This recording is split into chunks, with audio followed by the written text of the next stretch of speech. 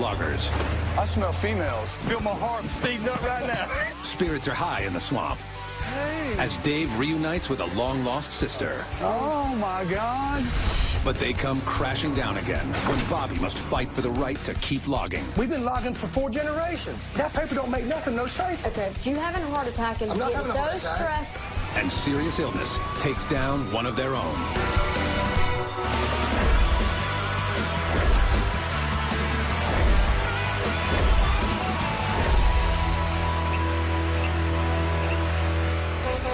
What's going on out there? Surveyor. After resolving a property dispute that threatened to close down their operation, Well, that's still not the damn line. Bobby's crew continued working on the Smith tract Let's go eat! and delivered a 100-load week for the first time in 2 months. 100. We finally had a great week. It's about time. All we got to do now is keep the ball rolling. But this morning, Bobby's shifting his attention away from the swamp to take what could be a life-saving delivery. I'm ready to work out now. I am too. I'm ready to get it here. Several months ago, I had pulled a muscle actually in my chest. It felt like a heart attack. In our family, you know, heart trouble is rampant. All of my uncles, my dad, everybody had open heart surgery around 50 years old. So me and Lori talked about it, and we decided to get some equipment to help work out. What you doing? Oh, you mad? I guess. You know, I've sweated out in the swamp for 20 years now, and it's really all for one reason, so I can come home and be with my family. Okay. I have to go. I'm sorry. That's okay. Where you going? She's at a doctor's appointment. Got Emma here. She's little, and I want to see her grow up and be married and have a family, and the only way I'm going to do that is take care of myself. Depends on what chart you look at, but I know I'm at least 70 pounds overweight. Ooh, that's wrong. 269. Ooh, Bobby. solid muscle. Got it ready? Tell him. Say, do it, bye-bye. Check your heart rate. Hey, I ain't done nothing yet. Well, what are you doing? Setting the weight. That's why it's taking so long. Gotta get in my happy place. What I would like to do is get up good and early, work out, then read my Bible. That way I'm starting my day out the best I possibly can. I'm taking care of the physical body, the spiritual body. You're not gonna have a stroke, are you? You'll be the second to know. This is gonna be a life-changing time for us, and that's what it's gotta be for me. Okay, done. You're done? Yeah. See how much weight I lost. Hopefully, I can try to get in a routine and do it every day. And 6, 8 months, maybe I'll be back fit and trim like I should be and can enjoy life better. Lost a pound. Really?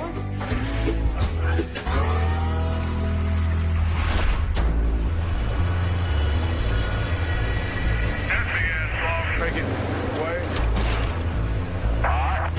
Appreciate it, Dave. Hard back. With Bobby making a late start to his week, his son Justin handles the Monday morning startup in the swamp.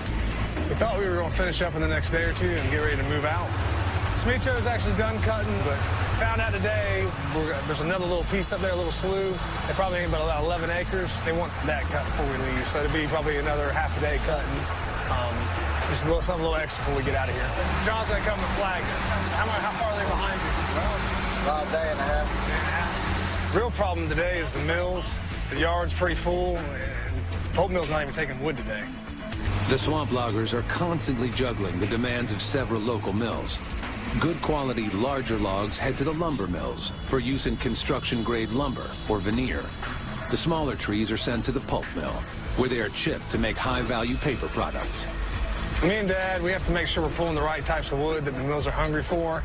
And if they put us, on quota or slow down, it can turn into a real headache. And right now, I'm just trying to keep the trucks moving. We're just going to haul as much wood as we can like we normally do. To keep things moving, Justin has put the company's newest purchase, a used clam bunk, to work while the older one is being serviced. Shirley, how's that clam bunk going? Really impressed. I thought my old one had a little bit more horsepower, but I can get right on to it. You got to really pull good. Yeah, boy.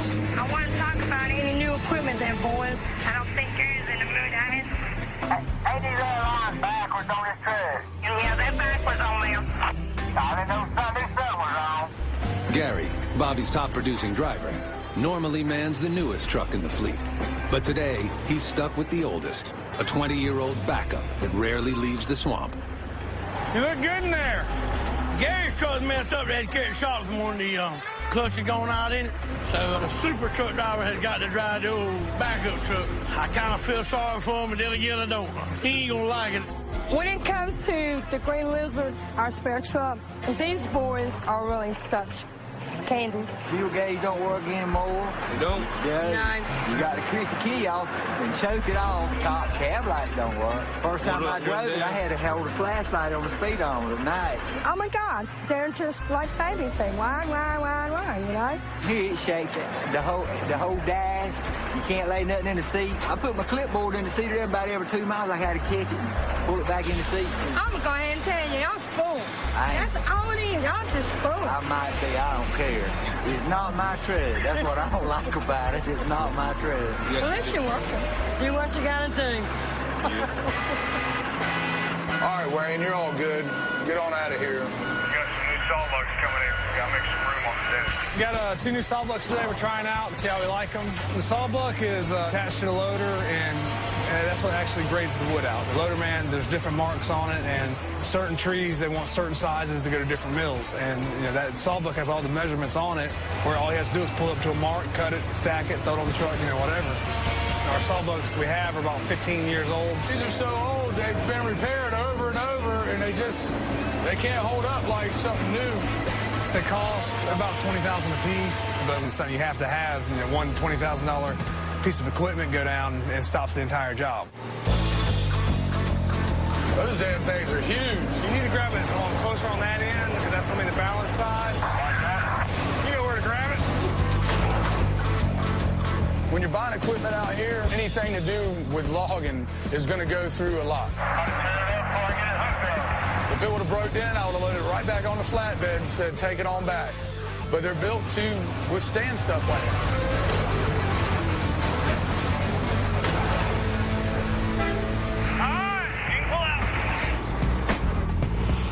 By the time Bobby arrives at the deck, fresh from his first workout, the sawbucks are ready for their own test run. Coming up too fast, or is that about like they like it? No, that's good right there to me. They're going to let us demo them for a little bit, and about a week or so, we'll see how they work, and if they do the job, we're going to purchase those if we can. But the deliveries in the swamp today don't stop with the sawbucks. Dang. Looks like you got a special delivery heading to the deck. If it's what I think it is. I think all y'all going to be happy.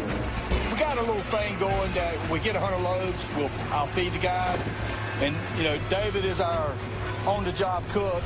But we've had this old grill we've been working with, and it's not the best in the world.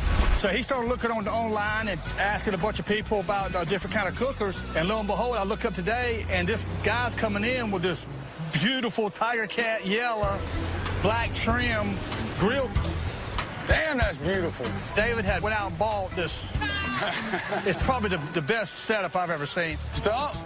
You want to walk me around it, see what we got? Yeah. Oh, yeah. What we've done right here, we put you a sink on it. You get out here and wash your hands while you're cooking. If you'd raise the door, because I can't reach it. But basically what this is a reverse flow insulated cooker. Hold about 150-pound hog or 50 Boston butts. Now, this right here is a charcoal grill, the mini-me, the baby stumps. Then we got you a steamer right here. Then we got you a deep fryer right here. Oscar, this part here is for me and you. Deep fryer. I can feel my heart beating, speeding up right now. As you can tell, we want to be the best logger. You got to have good equipment. Same thing with a cook. You got to have the right equipment. So, Dave, I think he's went out on a limb and he's bought the state-of-the-art, looks like to me, because I've never seen one built any better. The only thing I had found was the bathroom. If you can't cook something with this, it needs a quick cook. Exactly. Man, all we're missing, well, charcoal and some meat to put it on. Right. There's no way Dave's going to be able to work anymore today. I mean, he's just way too excited. I think I'm going to let Dave knock off early and take his new shiny grill on over to the house. We still have time to get a few loads out, so I'm going to let Justin finish the day in the loader. Had a lot of distractions today. Dave got a new piece of equipment. Me and Justin's got some new pieces of equipment. Hopefully, we can get our head back in the game tomorrow. All right, guys, you're going to need 100 if you want to eat off that grill. Coming up. I had a little adventure. Yes, Dave. Gary gets the mother of all tickets. We call it a knee banger. It went from his waist to his knees. And later, a crew member goes down. I'm down here at the hospital now. They thought it was maybe his heart.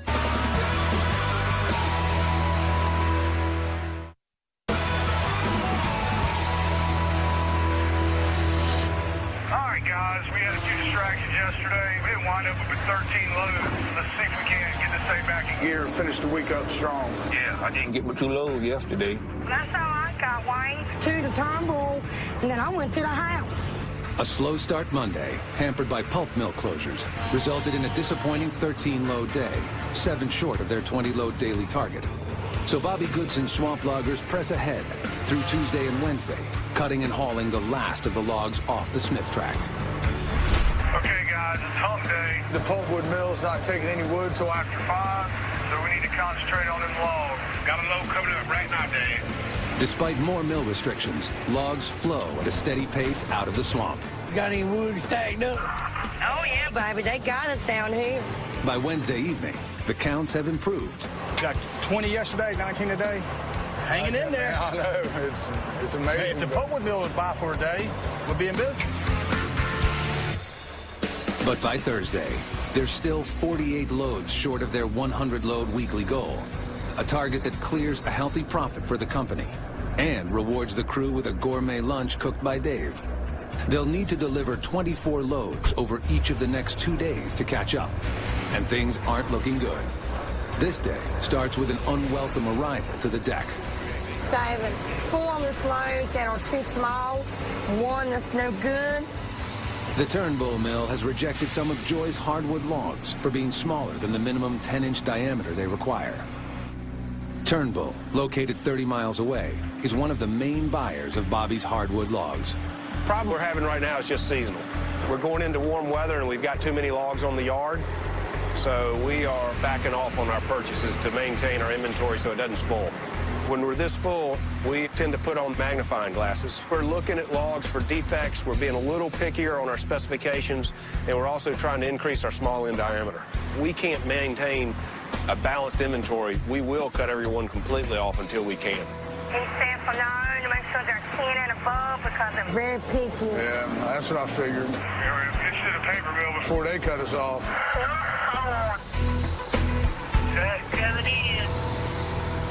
Hey, Gary, how's that truck running? Next in line to be loaded is Gary, who's still stuck driving the backup truck and has some bad news of his own. I had a little adventure on that load to Smithfield yesterday, and you sent me up there.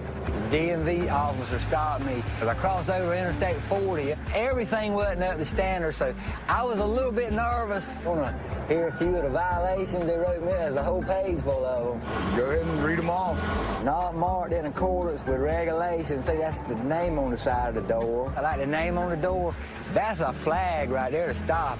By law, you have to have the name of your company on the side of the truck, but that was the least of it. Inoperable required lamps. Stop lamp violations. We call it a knee banger. Whenever it rolled out, it went from his waist to his knees of how many tickets it added up to. That's just the highlights of it. My God, I'm surprised the truck's even here today. But the trooper was cool. He wrote him up for the violations, didn't fine him. Yeah, he went by the law, but he was just as nice as he could be. All right, that's it. You're good to go. I'm not too upset about the violations. That's the only way sometimes I find out if there's anything wrong with the truck is by getting a citation, because a lot of times the guys, because it's not their personal truck, they'll jump in it and drive it for a day, and then they're out of it, and you never know what's wrong with it. So we know we got some issues, and we'll probably get Justin and Oscar on it and try to knock it out one Saturday, get the truck in good shape. I'll be so happy to get my truck back. I want that thing back bad. For now, I'm going to keep this one on the road. It's just a gamble I'm willing to take right now. I mean, that's the reason we got that truck, is to keep money coming in for me and the truckers when the main trucks go down. But at least they're getting a paycheck. You know what I mean? They don't They'd do be that. sitting at home, you know, if they didn't have that. While Gary's truck issues need to be handled, Bobby has more pressing concerns to deal with today. Demetrius actually owned the last little patch of wood they added to the track Monday, so we're going to look to move him over to the buckle track and get set up. Bobby fled the buckle tract weeks ago after snow and rain rendered its roads impassable for logging trucks. I remember that buckle road very well. I mean, every time you go to the deck, you have to get pulled on. Just was a mess. Guys so bad, we were getting stuck every time. Me and EJ's going to try to haul sand as hard as we can today. See if we get some of that road sanded. I'm gonna head on over there now. With the mill situation being so unpredictable, I need to be ready to move wood anytime they're taking it. I've got to get the crew back to Buckle as soon as possible. Up there where those S curves are, we'll put 2 or 3 loads right through there. But the first thing I got to do over there is get all the roads built up with a bunch of sand, and that'll help us if it rains on us. A top layer of sand not only absorbs rainwater, but can also serve as a buffer between tires and the Cape Fear clay, which can be as slippery as ice once water mixes with it. Only got an old dump trailer, and I went ahead and bit the bullet and rented a articulating dump truck so we can go ahead and get the job done right. This is a A30D Volvo articulating dump truck. If I had to dream up an ideal spotter vehicle, this is what I wanted. And I could haul 30 tons of sand at one time. So this thing here should get some dirt moved today. Down the road at the sand pit, trucker EJ is hooked up to Bobby's regular dump trailer. Everybody's depending on me and Bobby to get this road done. We're running out of wood over there on the other track, so chances are, if we don't have this road done, we might be out of work for a week or so. 8 miles away at the Smith tract, Bo loads the feller for its return trip back to Buckle. For once, you got it right. Yes, sir. About time. If it falls off, I sold it to the man that owns it now. Spencer's going to start cutting the buckle right away, but he's got to get enough wood down so once the crew gets over here, we'll have enough wood we can start hauling. Bobby's pushing real hard today to haul some sand. But, I mean, I wouldn't give him no points for neatness. Who taught you how to load? I ain't driving an off-road dump truck. Huh? What, I got all over the side? I was in a hurry. I was trying to get loaded before you got back. All right, hurry, get out of the way. I tried to push EJ. We're kind of in a race to see if I could catch him, because he had a few loads on me when I got started. It actually pushes him harder, and it pushes me harder trying to catch him.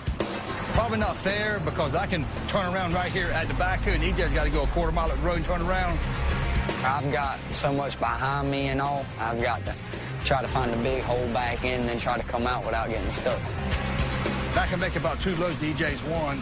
With a Corbett Timber employee on hand to grade the road, the 3-man crew puts in a tough 6 hours of sand duty before quitting time finally shuts them down.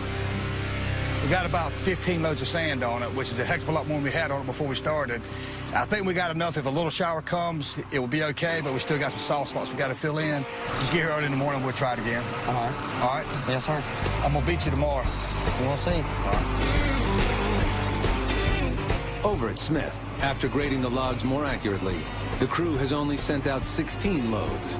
In order to reach their 100-load weekly target, the company will need 32 loads tomorrow. Impossible with current mill restrictions. I don't think we're going to get 100 loads this week. I guess it'll be a while before we get some more home cooking from Dave. So we'll have to get some off that new fancy grill he's got. But this week, Bobby's making an exception to his rule about the bonus meal. This ain't such a bad week considering Mill's holding us up. And normally Dave wouldn't cook unless we get 100 loads, but I told him to go ahead and bring out that shiny new grill so we can get it dirty. What Dave doesn't know is we're cooking up a surprise for him. David is my wife, Lori's brother, but he was actually adopted when he was a baby. He always knew he had a biological sister, and he met her, I think, online, but he's never had a chance to actually meet her in person. All right, I ain't gonna say anything. Lori and Dave's wife, Jennifer, has secretly arranged to get her out here. They're actually gonna bring her out to the swamp tomorrow. It's gonna be cool to see David's expression on his face when he finally gets to meet Denise. The very first version of a dump truck appeared by the early 1900s. It was made with a simple dump body style cart, drawn by horse and relied on gravity for dumping. Hydraulics came shortly after and were initially powered by steam engines.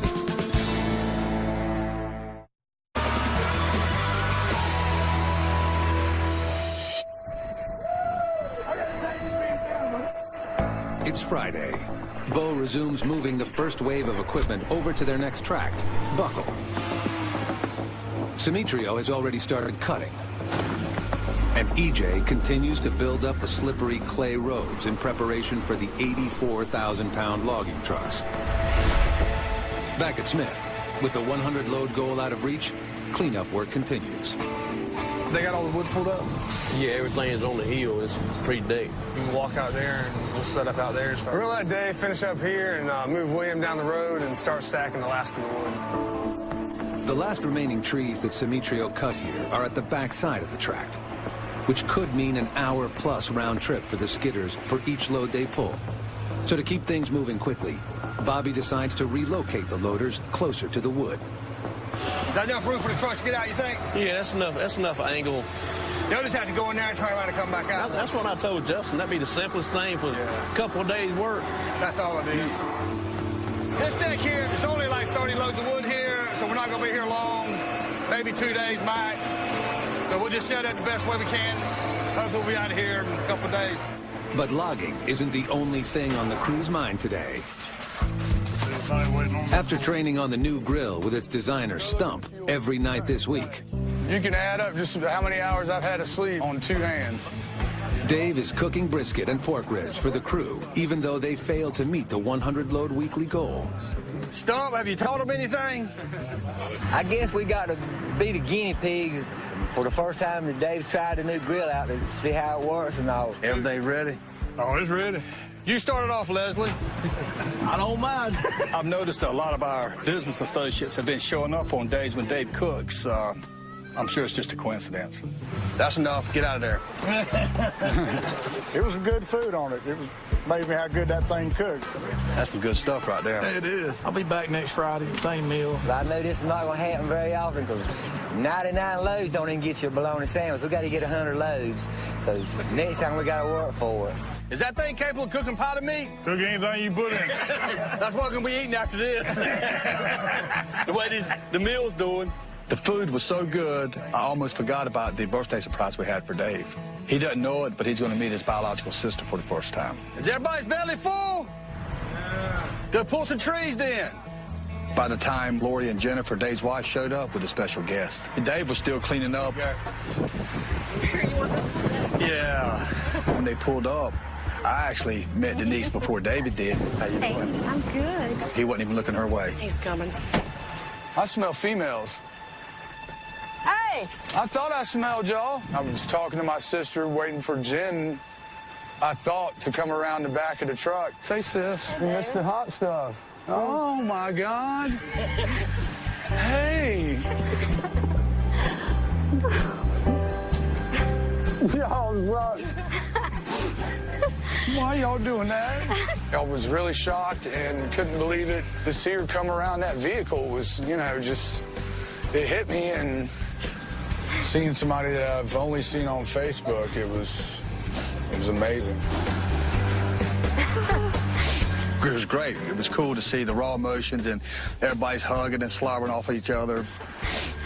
To see the expression on people's face is something that we'll never forget. Damn, y'all. Thanks. I can't believe as many people knew and it never got back to me. My wife is the worst on holding any secrets or anything. So you knew who she was right away? I think I've seen her face a few times. Hey, baby, are you crying too? You don't know how Daddy. We've been in touch. We haven't been talking very long, not even 6 months. Hopefully we'll spend more time together, just catch up on the 40 years. The 40 years that we haven't known each other. My God. I don't even know what to say. Happy birthday. Thank you very much. Surprise. My God. We can make up for a lot in a short amount of time. I'm a little baby. I'm sorry. It's okay. Knowing him now is going to change everything. We all want to be a part of each other's life, so definitely, it has expanded my family, and hopefully we can add a little to their family that's already really huge. Y'all about the same height. I mean, really. How ironic is that? I swear. This is a piece of puzzle that has been missing in David's life, and it's great because you're always going to wonder, who is my sister? What is she like and all that? Well, now this piece is finally put together. I mean, it's really a good day for our family, for David's family, and I can't believe that the girls had pulled this off. So is that your loader down there? Yeah, I'm the one on the right. That's Bobo. He's loading Joy's truck. All he's doing is loading her so he can get her out of the way so he can probably get his truck in there. So. Oh. This day was really something. I still can't believe it. I know. I guess our swamp family just got a little bit bigger. 1, 2, 3. It's just, it was amazing. I mean, there's no more I can say than this has been a special day, special week. Coming up, problems with the move send Bobby through the roof. We've been logging for 4 generations. Calm down. That paper don't make nothing no safe. Okay, you having a heart attack and I'm not getting having a heart so attack. stressed. It's just stupid.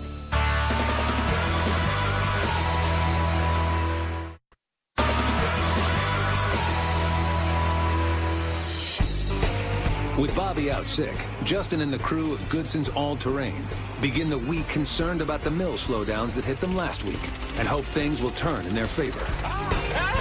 Good morning. What's going on, man? Trying to get these tires off. Maybe we can get rid of some of this pine. You haven't heard anything from the mill, have you? As far as I know, they're buying. I hope so. At the end of last week, the mill kind of messed us up a little bit, shutting us off early. Hopefully we can get some stuff done and be productive because we're not really hauling any wood, so we're not making any money. All right, guys, let's move some wood. That sure is nice to get your truck back. Y'all need to stay on your toes. Maybe you can quit whining now. I'm coming out. For the first 2 days of the week, Bobby's crew is split between 2 tracts, while most of the crew works to clear the remaining wood at the Smith tract. Over at the Buckle tract, Demetrio continues to cut, getting wood down for the soon-to-arrive crew, while EJ and Durley finish sanding the road. I can use some more sand there, TJ. 10 on forward, here you go. How much more sand you want, Durley? Oh, gotta do it. I think we've done here. With the roads at the Buckle tract sanding, Corbett Timber's David Robinson arrives and pulls Demetrio away from cutting to handle one final task on the truck road, sun stripping. So where we're standing, we want to improve this road. How much wood I can cut on the side of the road? How wide then? 20 to 30 feet on either side. Sun stripping is a technique Goodson's All-Terrain uses to keep truck roads drivable in the harsh conditions of the swamp. Demetrio clears 20 feet of timber from both sides of the road, opening up the canopy so the sun can dry excess water that would otherwise make the road impassable. All right, guys, we got a couple more loads. Let's hurry up and get them out. We got to move to that next track. I gotta make some money today. Truck coming out. All right, get out of here. In order to move their heavy equipment on public roads, Goodson's All-Terrain needs special permits from the state. Without the $24 permit, the company could be fined up to $10,000 per violation. So you getting a permit for that one coming back? Yeah, she's getting it right now. You know, with Dad out sick, I got enough to worry about. So I called Mom to see if she could handle the permits for me. Without those permits, we can't move any equipment. All right, you ready? Let's get out there. We can't do that until we get those permits. Meanwhile, 70 miles away, Lori works on getting the permits Justin needs. Yes, ma'am, I need to get a permit, please. Feel bad? A bridge study? Have you done this route before, Bobby?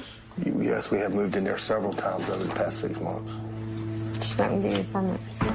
Can't get a permit? She said you cannot get to Buckle Road. No, phone. Hold on a minute. Just calm down. I'm sick today, and we've got the road sanded. We're less than 6 hours from moving over there, and then all of a sudden, when we just got some the other day, the ladies on the phones telling me that we cannot get our equipment to the road that we need to get to because of bridges. I mean, you're logging now. I mean, that's what happens when the thing that you don't think is going to be a problem turns into be a problem. Ma'am, you saying that there's no way we can get to Buckle Road? Okay, but we've got $1 million worth of timber we bought, and we've been in there several times, and I've got permits to prove it. This is our tax dollars here at work right here. This is why nobody stays in the United States to do a damn thing. Ma'am, don't worry about it. I'm sorry I bothered you. I'm sorry I took your time up. I was just trying to give the state of North Carolina $24, but obviously y'all don't need it. We've been logging for 4 generations. That paper don't make nothing no safe. Okay. It shouldn't be like that. I know it, but you having a heart attack and I'm not getting having a heart so attack. stressed over No, I'm this. not even stressed. I'm just mad at the way this country is. It's just stupid. So what I have to do is worry about two things. I have to worry about trying to get you in a position where you can move your equipment and you having a stroke. I mean, it would really help me out if you would learn to calm down and not get upset. I'm just talking. It's just me and you. I probably got a little short and snappy with her, but I just hate it. At every turn and corner, somebody's got the state or somebody's got their hand out wanting money for something. And it just makes it hard to do business here. I could handle this and get it where we'll get the permit. Good thing about having your office in your house, I can come to work in my house coat. Good. And I will get it done first thing in the morning. Hopefully the information that the lady had in front of her today is wrong, and Laura's going to call in the morning and just try again tomorrow with a different person, because obviously it matters who you get, where you get permits to, and because we've been in and out of this place numerous times and we've never had issues. Well, we wound up with 19 today, Bobby. We're probably going to be here half a day tomorrow. Well, it'll probably take us that long to get the permit situation straight. All right, I'll see you in the morning, man. Bye. Bye. Called Dave, and we did have some good news. They ended up with 19 loads, and thank God there's more wood there than we anticipated, because they'll be there half a day tomorrow, which hopefully that'll give us time to get the permit stuff situated. I'm going to lay down. Okay. Coming up, a crew member unexpectedly goes down. When I was coming down the street, I freaked out.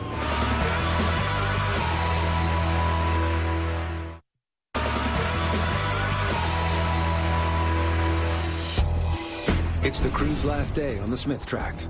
And with only 7 hours before the remaining equipment will make the move to the Buckle tract, Bobby's entire operation hangs on a $24 permit needed to move heavy equipment over the public roadways. Hey, Joe, what's the deal on the permits? Yeah, Mom, she's working on it right now. We're only a few hours away from moving, and we still need to have a permit, and I don't like cutting it this close. We can't afford to have a down day with everybody just sitting around. If we don't get that permit today, we're just going to be dead in the water. We're going to try and get this stuff wrapped up. Victor's saying about 3 o'clock. So. 10-4. 70 miles away at the Goodson home office, Lori tries again to get the permits. Let's see what happens. Hey, Mike, this is Lori Goodson. I need to get a permit, please. When you're dealing with a permit office, it just depends on who answers the phone. Now they're giving me a whole new route. We've never been on this route before, so I need to call Bobby and check and see if this route's going to work. Hold on 1 second. Let me ask him, okay? Hello? Are you familiar with Rattlesnake Road? I know where Rattlesnake Road is. We've never been through there. Yep, he knows exactly where it's at. Okay, he's going to route you that way. All right. Got a whole new route. We never get a good load count on days we move. If this new route doesn't work, that's another day we're losing money. Let me run ahead and look at this, see what it looks like down there. All right.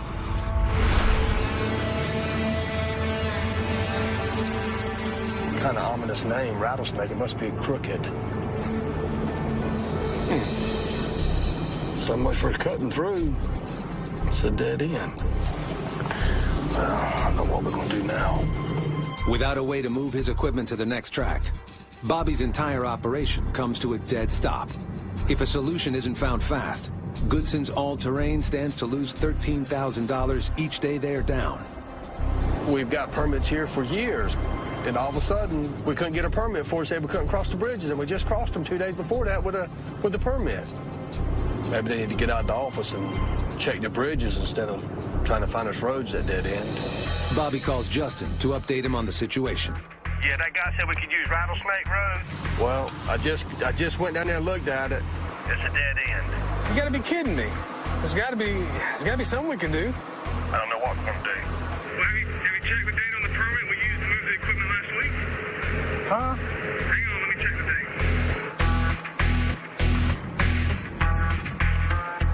Yeah, it says it's good till tomorrow. Why don't we just use that one? Let's do it. I don't know why none of us thought of this before. I guess the move just had everyone distracted, or maybe Mom and Dad were just having a senior moment. But we just moved the equipment over to Buckle last week, so the dates on the permit should be good. I just got to print them off, and we'll be good to go. For a minute there, I really didn't know what we were going to do. Sometimes you have to think quick on your feet, and you got to be creative to come up with solutions to work out here in the swamp. And fortunately, Justin is better in that area than I am, and found a way to keep us logging. I knew that was the reason I kept him around. That's it. getting permits. With the permit in place and the route clear, the move must be completed before the old permit expires at the end of the day, or the crew will be stranded on the Smith tract, and Goodson's all-terrain will come to a standstill. There's about 18 mats up there. We'll get him to set the trailer right here and go ahead and get those mats loaded up. Oscar, we got to get 2 sawbucks and the scales and carry that to the highway.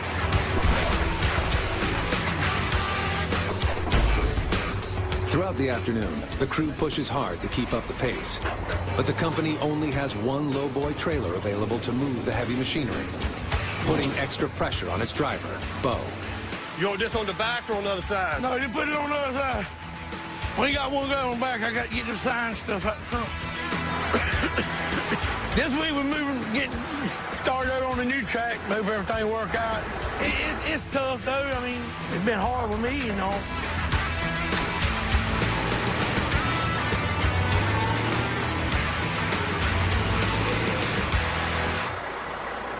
Oh, that looks professional.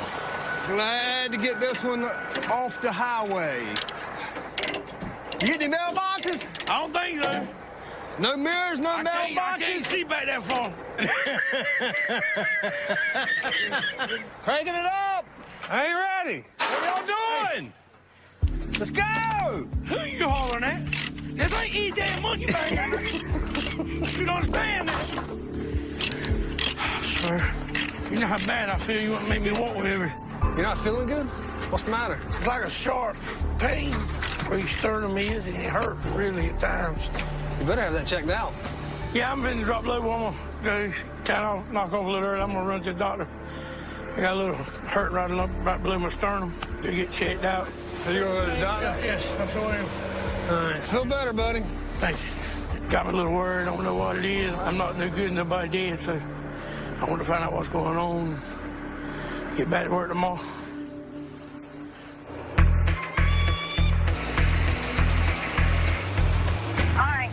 Truck coming out. I'm going to stop by and check Bo out on the way to the house. I knew Bo was going home, you know, to go to the doctor, but when I was coming down the street, I freaked out. I see my mom and Bo's wife standing by the rescue squad. Quick, fast, you gotta do it. When Bo got home from work, he collapsed in his chair and turned a few shades of gray. It took me a few seconds to get him to come to me, and he told me that his chest was hurting. I knew I needed to call an ambulance. They had him hooked up to EKG machine and all. Hurting a little bit. They gonna carry me, get me straightened out. The heart condition runs in the family. My brother's just too young for that to happen to him. Him being the only sibling that I've got. I'll be lost without him. We'll be lost without him.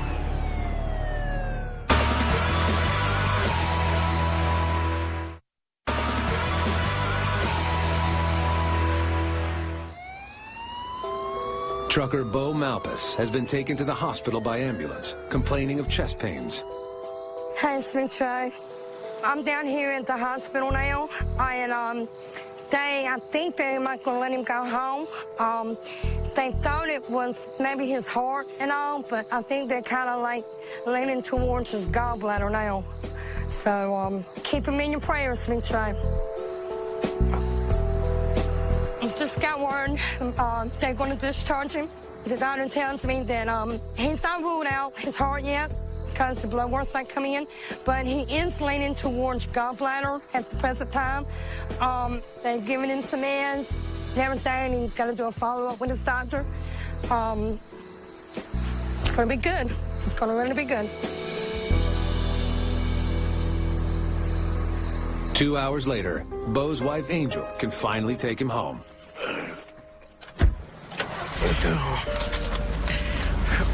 Didn't mean to scare you, did, baby? I was scared myself. That scared me, too. I knew.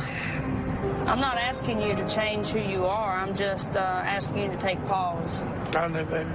I can't make it without you.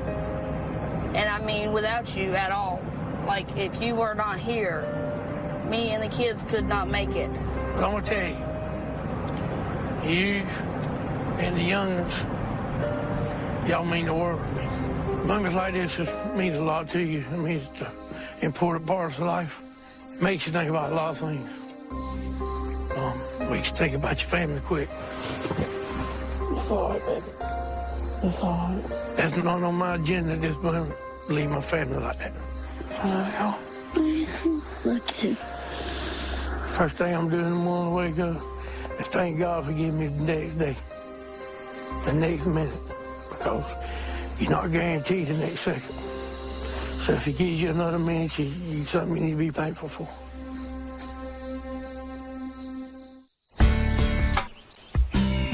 It's Friday. We've all been focused on ending this week strong.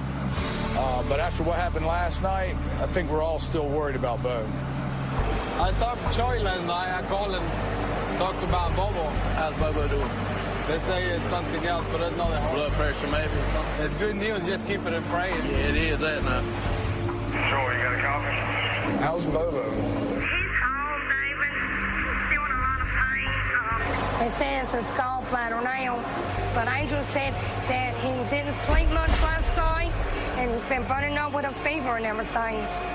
Really, they can kill you if they bust. Being scared of, in that much pain. He needs to go right up there where it needs to be taken care of, Yeah, I wasn't quite aware of what the gallbladder does and all. I'll Google it, so when you get back, I'll let you know. Thank you, David. And that means a lot. We're all a family out here. You gotta look out for each other. All right, sweetie, go ahead and get me loaded. I need to make some money, like I'm going to have to look out for him for a little while. 10-4. Bo's wife is a stay-at-home mom, so when he's not working, they have no income. I know it's bothering him to stay at home, but his health comes first. Not being able to work, not being able to drive my truck, about to get the best of me. That's what I depend on to make my living. I'm 41 years old, so it's time now to change my ways and try to live healthy, I reckon. Back on the buckle track, Bobby's crew is doggedly cutting, pulling, and loading wood in an attempt to make up for the many setbacks they've been dealt this past week. David, what you load me with? Where do you want me to go?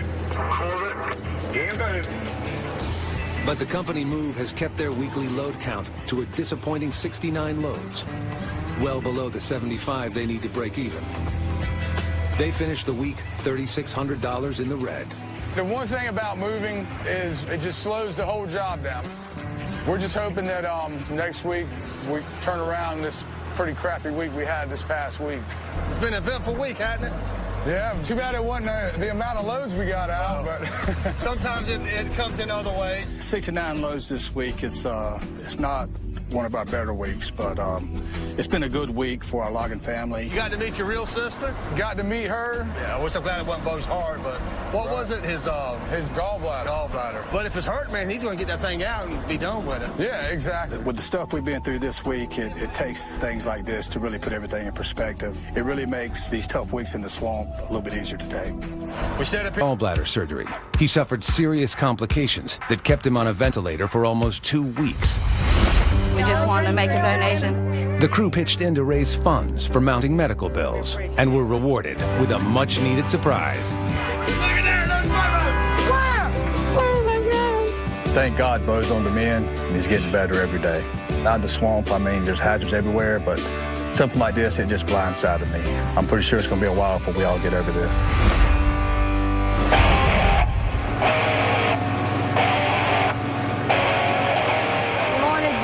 How you doing this morning, baby? A little tired.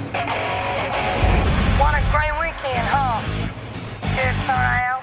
We had a good weekend. The barbecue thing went great. Bo showed up at the barbecue, surprised everybody. Maybe in a few weeks he'll be back up and running. And he showed up. I don't think it could have gotten no better. That was something else, is all I can say. With all the distractions, we haven't got 100 loads in a couple weeks. We've had good weather, the road's dry. It's a good track. We should be making money hand over fist here, but it hadn't happened yet. That's coming out. We're starting the week pretty good. A few of the guys worked over the weekend and managed to get 23 loads. All right, man, what you got for me? Today, we're just moving hardwood logs to Turnbull and Corbett. Keep bringing them in here, Darley. Unfortunately, those mills are farther away, and it takes the guys longer to get back. At least everything looks good. It ain't raining. That's right, ain't no rain in sight. It's nice and dry down here. Let's kick it up a little bit. Maybe we can get that 100 this weekend. Maybe I can cook. If the crew can hit their 100-load weekly target, it means a healthy profit for the company, a $100 bonus for the logging crew, and a cooked meal on Friday, prepared by the crew's resident chef, Dave.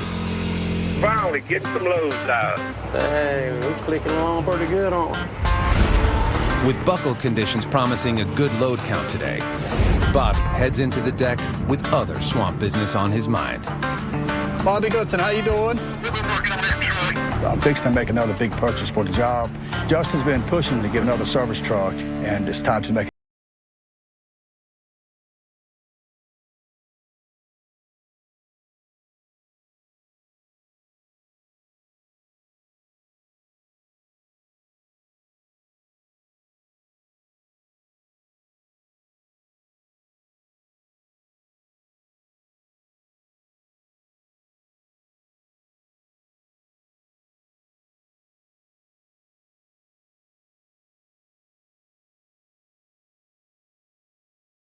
Months ago, me and Dad got a look at a pretty heavy-duty truck that could do the job. Hey, Ricky. Hey, Bobby, how you doing? A fellow named Ricky, he's back in his truck body. He brought out actually a demo model that he had, and it's a great-looking truck. Oh, yes.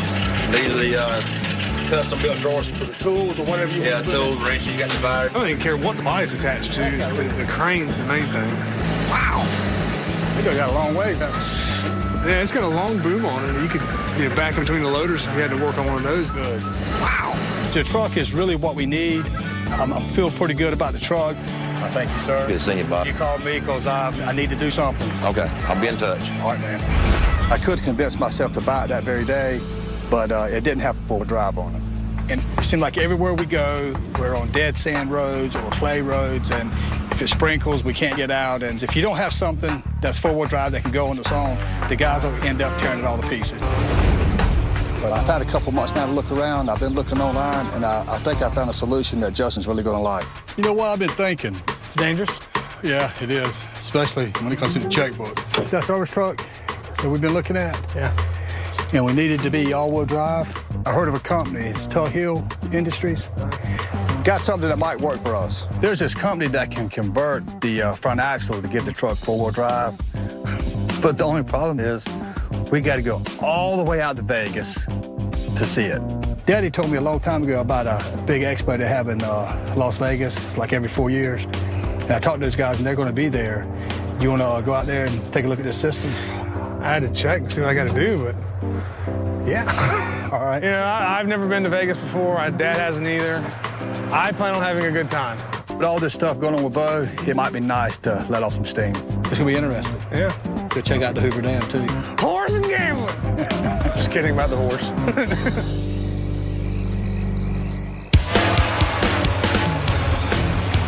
Y'all hear that Bobby and Justin are heading out to Vegas tomorrow for that construction expo? They better keep their money in their pocket. They didn't build them big hotels and stuff out there off of winter. They built them off of losers. Yeah, I heard that the wives are going with them. Keep them boys in check.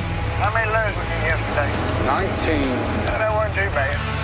It's Tuesday, and with good weather holding, load counts continue to rise at the buckle tract. By the end of the shift, Bobby's expecting good news as he prepares to leave town the next morning. Boys got dust line today, don't you? Oh, God, man. How many's that? 19. 19? Well, that's 18. And then if he gets hurry up and turned around, we might get to 20. Just keep doing what you're doing, and we'll stay in touch with you. Don't do anything crazy. I won't. We'll see you, Dave. All right, Bob. We're sitting here at 61 loads on a Tuesday night, which is good, especially here on Buckle. And it's a load of worry off my mind. I'm really looking forward to this trip, but anytime I leave the men, I usually have a lot of anxiety.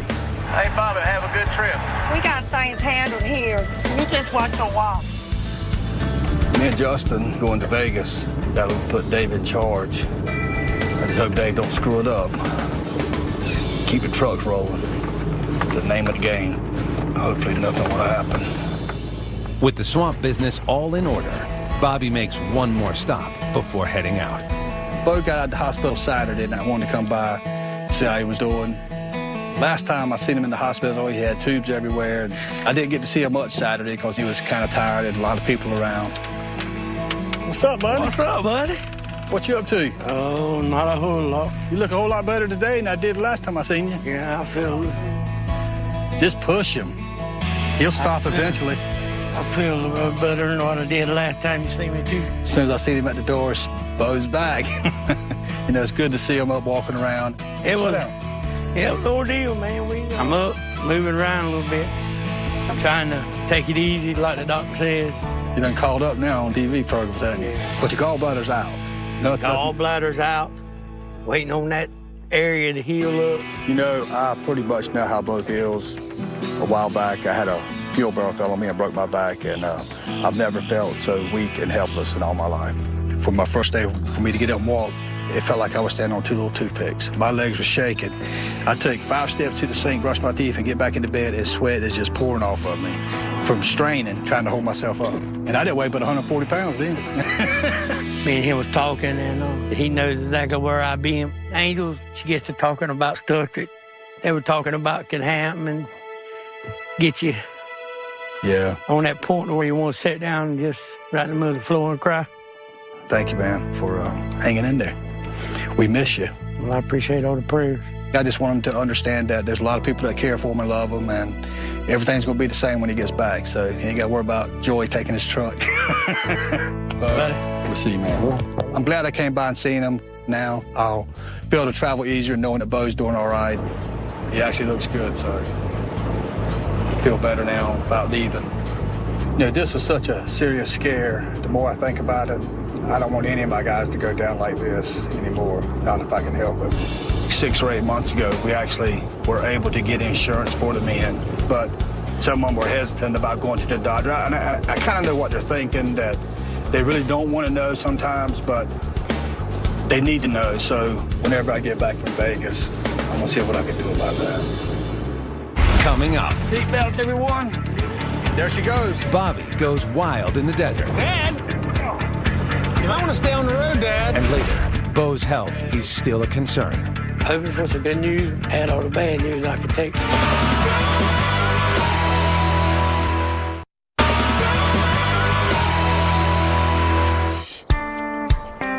They ain't gonna let us put this on the plane. I want to go on for a day. Longer than a day.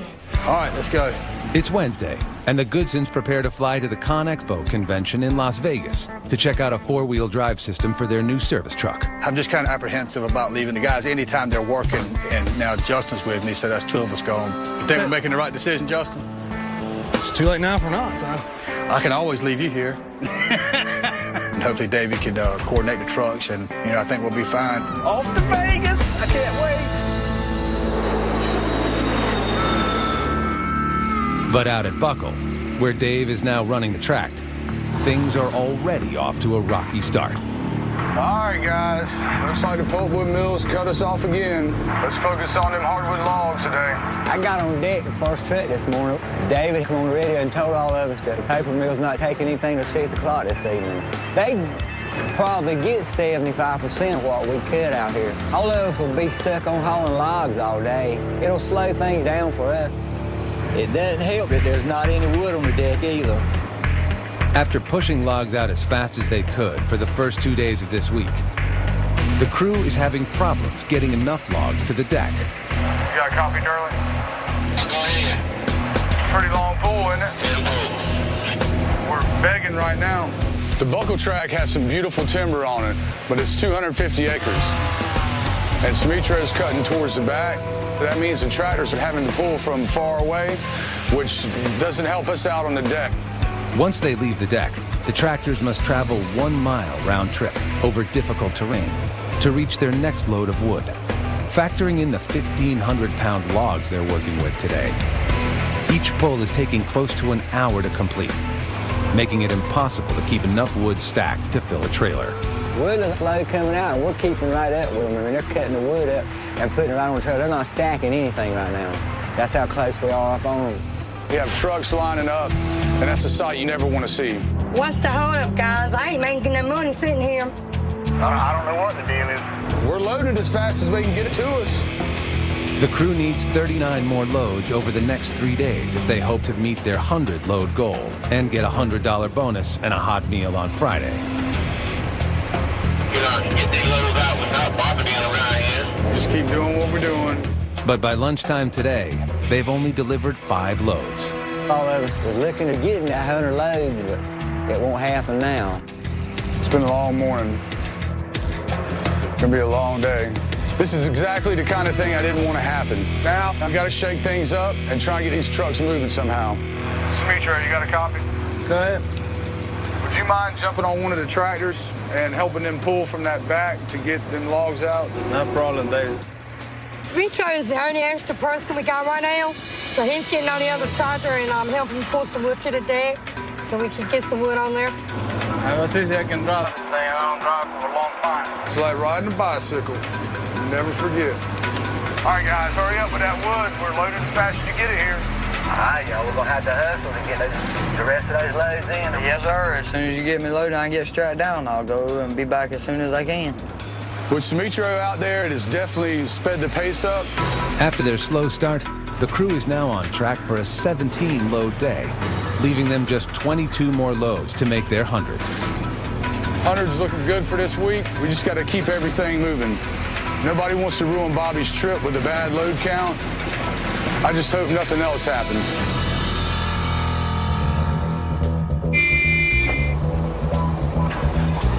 You know, you see it on TV, but it ain't nothing. Look, there's Caesar's Palace. Tell you what, there's one thing about it. There's money here. There's the tractor. We're in Las Vegas right now. We come here for a show they have I think once every 4 years. It's called the Con Expo. I can't wait to get in there and see what's going on. It's overwhelming just seeing everything they have to do here. I mean, it ain't like back home, which I knew it wasn't going to be. Hey, look, baby, they have nothing on you. Well, I was just thinking, why would you want a six-pack when you got the keg? That's right. Yeah, that's what I'm You thinking. look better than any one of those guys. We are the thunder up yonder. It's huge. I just can't imagine the amount of money sitting around on this concrete. Just amazing how pretty they are when they're brand new. Give me the checkbook, Mama. No, if he'll just keep it to window shopping, we'll be good. I don't want him to get carried away and think that he needs one of each of everything that's sitting out here. Wow. Money right here, isn't it? It's neat to see all the big equipment. Tell Mom she wants to buy me a new present, this would be it. As a kid, you play with the toys, and the bigger the equipment, the better, and it doesn't change when you get older. Look at that. You ready to go down the highway with it? Need another credit card. Turns out 50,000 ain't enough. That's a weird-looking rig there, isn't it? Even though most of this stuff has nothing to do with logging, I love looking at it and you've seen how it works. Change them hoses around for them. Would you like to try, sir? Well, let's see who can load the most little father-son competition. It's cool coming here with my dad, to get to spend time with him. My truck's too far away. What makes it walk? Justin's already 2 on you. We got to change these hoses around. Now, I just want to see the full drive system. I know a little bit about it, but I'm sure I'll learn a lot more once I get over there. Hey, Ray, how you doing? How's it going? Doing good, man. This is what it looks like. Yep, this is the hydraulic all-wheel drive, new innovative system for convert your 2-wheel drive to 4-wheel drive, Bobby. The product we offer is Easy Track. It's basically a hydraulic 4-wheel drive system that can be upfitted on new and existing trucks. This here is the truck that we want to put it on. Where we go at, we're always in dead sand or clay, and I've seen them tore all to pieces. The main thing that I was concerned with is I need all-wheel drive on a service truck, but I didn't want the jacked up style where it actually makes the truck top heavy, it doesn't handle the same. Well, with our system, Bobby, what it's going to do, it's going to maintain the existing OEM ride height. So whatever the ride height you have on that truck right now, it'll be exactly the same. I guess the planetary is in this housing here? Yep, the hydraulic motor is actually right here. It's a cam lobe radial piston motor. So basically when the system engages, the pistons will expand with the hydraulic pressure and you'll be getting 55 horsepower to each wheel end. This is neat. So Bobby was very interested once he saw the axle display, but it's another thing to actually use the truck in action. We got our demo truck here. How would you and Justin like to take it out for a spin tomorrow? That'd really be the icing on the cake if we can actually see it work. You think I get to drive? That's right. Yeah. Thanks, Ray. I know you guys want to drive it around. Thank you. I'll call you, man. Yep. All right. Tomorrow will really be the telltale. I mean, we're actually going to get in a vehicle that has this system on it, and we'll be able to drive it and see what it feels like, how it drives, how it pulls. Hopefully it'll do what he says it'll do. You know, I got one more piece of business before we can play for the rest of the day.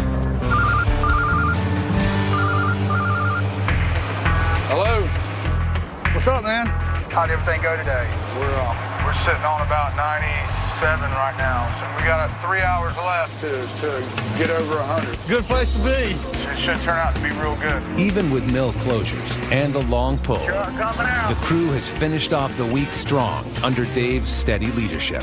We're definitely going to make 100 loads today. With Demetrio pulling wood, we managed to pull it off. You did it. You put that extra tract in there. It's on a Thursday, no less. Bobby, you're going to love it. I'm happy, the crew's happy. Nobody wanted to let Bobby down. We decided to get Demetrio off this stumper. See, you're thinking with your head instead of using it for a hat rack. Everything's still running. Y'all can rest easy and know we got it here. We're sitting here planning dinner tomorrow. Tell everybody I'm proud of them. Cook the guy something good, okay? All right, Bob. We got 97 loads so far. Got 3 more hours left in the day, so they're doing good. Let's go look at some equipment. In 1908, the muddy roads of Wisconsin inspired Otto Zachow to create the first 4-wheel drive car. But Zachow did not have a head for business and was eventually bought out. The company he helped start went on to become the major supplier of 4-wheel drive trucks for the U.S. Army in World War I.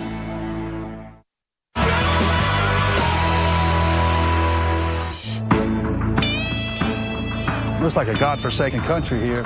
20 miles outside of Las Vegas, Bobby Goodson and his son Justin are rendezvousing with manufacturing reps to demo an aftermarket 4-wheel drive system that they hope to install on a new service truck. We're out here outside of Boulder City. It's just rugged mountains and absolutely no trees. I thought it was sand from the air, but it's just loose gravel. And that hill in the far background, that tallest hill there, is the one we're going to try to climb with that truck. This is going to be a good test to see how that front wheels pull, because when you got loose gravel, you have no traction. Guys. Morning, Bobby. Morning, Justin. Got us back in the wilderness, don't you? Yeah, a little bit. How's it going, Justin? I see you got the truck here. Yeah. Glad you take a look at it. They popped the hood on the truck, and they showed us how the front end is plumbed up on their specially modified axle. The advantage of the system is the fact that it uses hydraulic power versus mechanical power. The oil comes through the spindle, and when you engage it, that piston's hit the cam ring and says, let's go. If I didn't know what I was looking for, you couldn't tell it's a 4-wheel drive other than a few hydraulic hoses. This is the reservoir, heat exchanger, filter, and the brains of the outfit. If you come down here, Bobby, you can see the mounting bracket behind it. I see the P90 pump right there. Right. Yep. There's me.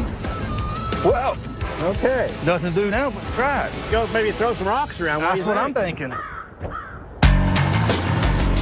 It's not on right now, is it? No, it's not. Now, what we're going to do is go up here and find some loose stuff, see if we can get it turned and engage it, and we'll show you what kind of tractive effort we're going to get out of this front end. A lot of what we're dealing with right now is we're on a lot of dead sand roads. And then we got those clay roads. It's either one or the other. It's not never mixed. And that clay road is so slick, we just need traction. Looks like we got a nice hill up here. We got about a 20-degree slope here. Joe was driving us up this hill, and we hit some loose gravel, and the truck come to a dead stop. See, we're spinning a little bit now. It would go anywhere with just the back tires pulling. Okay, I'm going to engage it. There she goes. Oh, yeah. This thing has obviously got some traction. As soon as you hit the button, you felt the front end grab, and then it had no trouble. It just climbed right up to the top of the hill. This is rough terrain. Oh, yeah. Then he went downhill, which was a little scary. This is a steep hill. Burning some rubber. Yeah. Rubber.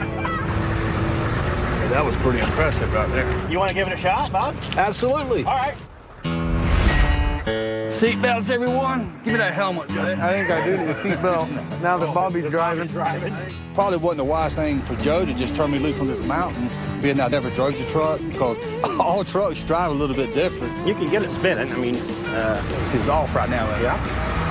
Okay, we're not moving. Go ahead and give her some fuel. And you can steer into the turns. It'll pull you around the corner. Okay. Yeah, it'll power into the turns, Bobby. Yeah. And you can go full turn without a full knuckle bump. Oh. Now, I actually heard some funny sounds coming from Justin in the back. I'm not sure what he was doing back there. We're getting this rock hop. Yeah. You want to do it in reverse? I am. Oh, man, you can feel it when it kicks in. Yeah. It has some power. Where are you going? Spinning. You might want to stay on the road, Dad. Dad, who stopped this truck? What's at the top of the hill? Nothing? If you slow down, I think we can see Lake Mead. Is that it right there? Yep. Yeah, that's Lake Mead. You see the corner of it there. You just drive. I'm driving. Yeah. We'll watch. You drive. I wasn't sure if coming out here was going to be worth it, but it's very impressive. I mean, this is a neat unit. What do you think, Justin? I like it. Me too. This has been a very worthwhile adventure. Take the air horn. I'm excited. I'm ready to get the service truck done and get it out in the woods and see how it works. Well, I guess all I need to do is get the truck up to you. We'll make it happen. So I'll be in touch with you. Thank you, sir. All right, Bobby. Thank you. Yes, thank you, Joe. Bobby, Justin. Well, y'all have fun. Y'all have fun getting out of here. We'll see y'all. 2,400 miles away at the Buckle Tract, Hey, y'all ready? Bobby's crew gathers, along with some mill reps, to celebrate making 100 loads this week.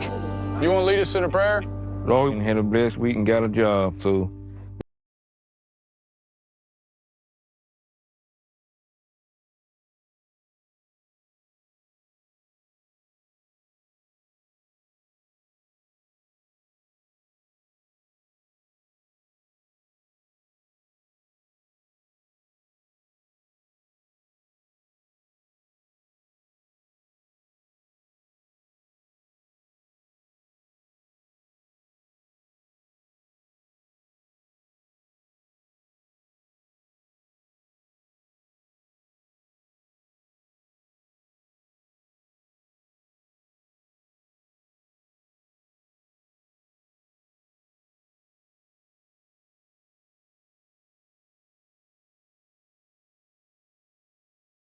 All right, here's the devil. Hello. What's up? What are y'all eating? I made a prime rib. Did you? Tell the guys I'm up here, and as far as I can see, all the way around me, there ain't nothing but bushes. There ain't a single tree here. I have never been nowhere like this.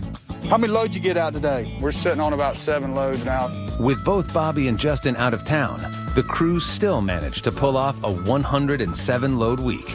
Well, that's good. It worked out good then. Y'all gonna head in early? Well, I was kind of holding off on telling anybody, but I guess we'll let them know. I told the guys if they got the loads in, they can knock off early. Y'all be good and be safe, and we'll see y'all.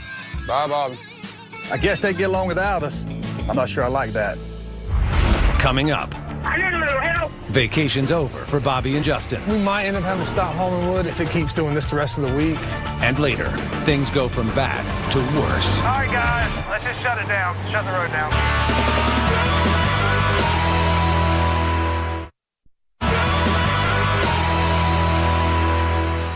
After a successful week, Bobby and Justin return from Vegas to find the tables have turned. Rain is falling on the Buckle Tract, which in the past had left the only road in and out of the swamp nearly impassable. Morning, Justin. Hey, have you heard anything about the weather this week? I know it rained just about all day yesterday in Jacksonville. Yeah, I think we got a little bit, but I don't know. We packed that road down pretty good in the last couple weeks, so maybe it'll hold up. As water combines with the Cape Fear clay on the road and trucks continue going in and out of the deck, the roads can break down, sending the trucks sliding off the road or sinking into the mud. Right now, it doesn't look bad. It's not really rutting up a whole lot. It's just some water sitting on top of it. It really affects us a lot getting in that. It takes so much longer and getting stuck and you having to wait on somebody to come push you out and pull you in. You don't know what's going to happen with this crazy weather around here. The trucks are still managing to move on and off the deck. But farther down the road, conditions are worsening. I'm deep out here in the mud. I need a little help. Justin. Yeah. Can you help me out here? Yeah, I'm coming. Joey was stuck right there where the trucks are trimming up, so I just come around to push her out of the way. In an effort to keep the trucks moving to the mill, Justin jumps into the shovel loader and places heavy wooden mats over the section of the road that has broken down. Now, hopefully the rain will go away and it'll start drying up. We might end up having to stop hauling wood if it keeps doing this the rest of the week.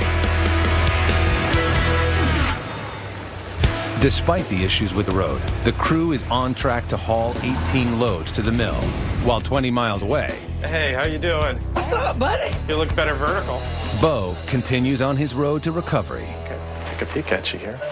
I had to come see Dr. Lazier. Big eye. He one that took care of me while I was in the hospital, so hoping for some good news when I talked to him. I was kind of worried, didn't know what to expect because I had all the bad news I could take. Good. The respiratory problems he had in the hospital, I don't think that's ever going to be an issue. I mean, he sounds clear as a bell. You know, in terms of lifting and stuff with the surgery, obviously your stamina is not going to be so great. Because, I mean, him loading that equipment and throwing straps for the logs, and that's work. Yeah. Got some good news. My lungs are clear. Bad news is I can't go back to work just yet. I'm feeling better, but I'm still a little weak. I got to get my strength built up. I can't push it too hard, or I might end up back in the hospital, and that's the last place I want to be. I'd rather be in my truck. You take care. We'll see you soon. All right. Thank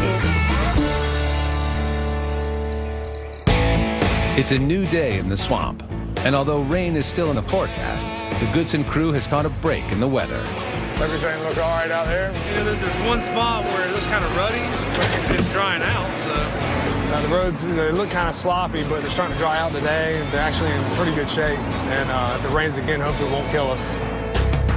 75 miles away, at the Goodson home office. You know that you have to give these out to the men. What is it? It's the Living Well physicals. Determined to prevent another health scare with his crew, Bobby works with Lori to bring the doctors to them. And they're going to come to the woods and do the checkup. Yeah.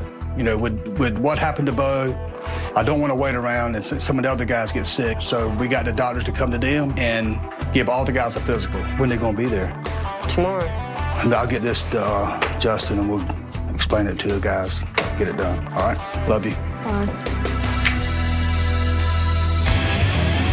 Back at the buckle tract, the crew continues to make progress, and trucks are moving wood out of the swamp. Bobo had a doctor's appointment? Hopefully he'll be back to work and probably within a month. Everything's checking out good. You can go ahead and pull up. All right, hon, thank you. By the end of the day, the crew has hauled 19 loads to the mill. Is everybody here? Yeah. And Bobby gathers everyone together to prepare them for tomorrow's medical exams. What I got here, if y'all could read this, fill it out. Tomorrow, a group of doctors is coming out here and are going to give every one of us a physical. After the experience that Bo had, I thought it would be a good idea for all the guys to get checked out, and there's no excuse why they can't get it done. Are they going to feed us? Probably not. Oh, read this, because I don't think... Something about you can't eat. From 12, I think from 12 o'clock tonight on, which that don't sound like it'd be hard, but it's hard for me. What time are they supposed to be here, first thing in the morning? I think so. Okay, let's get out of here. Coming up. So when did you go to the doctor last? The medical team arrives and delivers scary news. Arms got tingly. That's your warning sign. And later. Nothing has changed in that road. I'm slipping and sliding everywhere. You can't really haul any wood. I'm worried if I can even break even or not.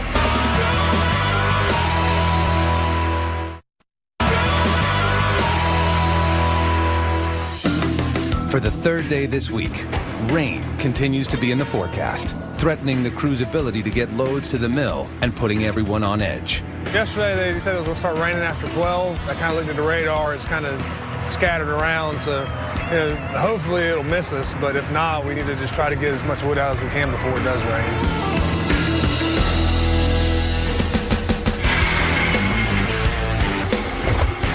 We don't need to get the loads out before the physicals today. I just think it's neat the way they're doing it today because you don't have to miss the whole day's work. Today, Bobby has a medical team coming out to give everybody a physical and make sure we're all healthy. This is a great idea. I know it helped Bobby because we're not taking off to go to the doctor. He's bringing the doctors to us, and you know, there's always something that can happen, especially the older you get. All right, man, let's move some wood. So we can go get probed and pee in a cup. I just hope I get a halfway decent report. By mid-morning, a medical team arrives in the swamp. They're going to take blood and have the blood tested. They're going to check the blood pressure and just give them a physical to make sure that, you know, just nothing going wrong that, you know, should be checked out. You know, the guys always use an excuse that they ain't got time, or they ain't got the money, or they ain't got this, or they ain't got that. When truth be told, they just don't want to know what's wrong with them. Good morning. Hey. How are you? All right.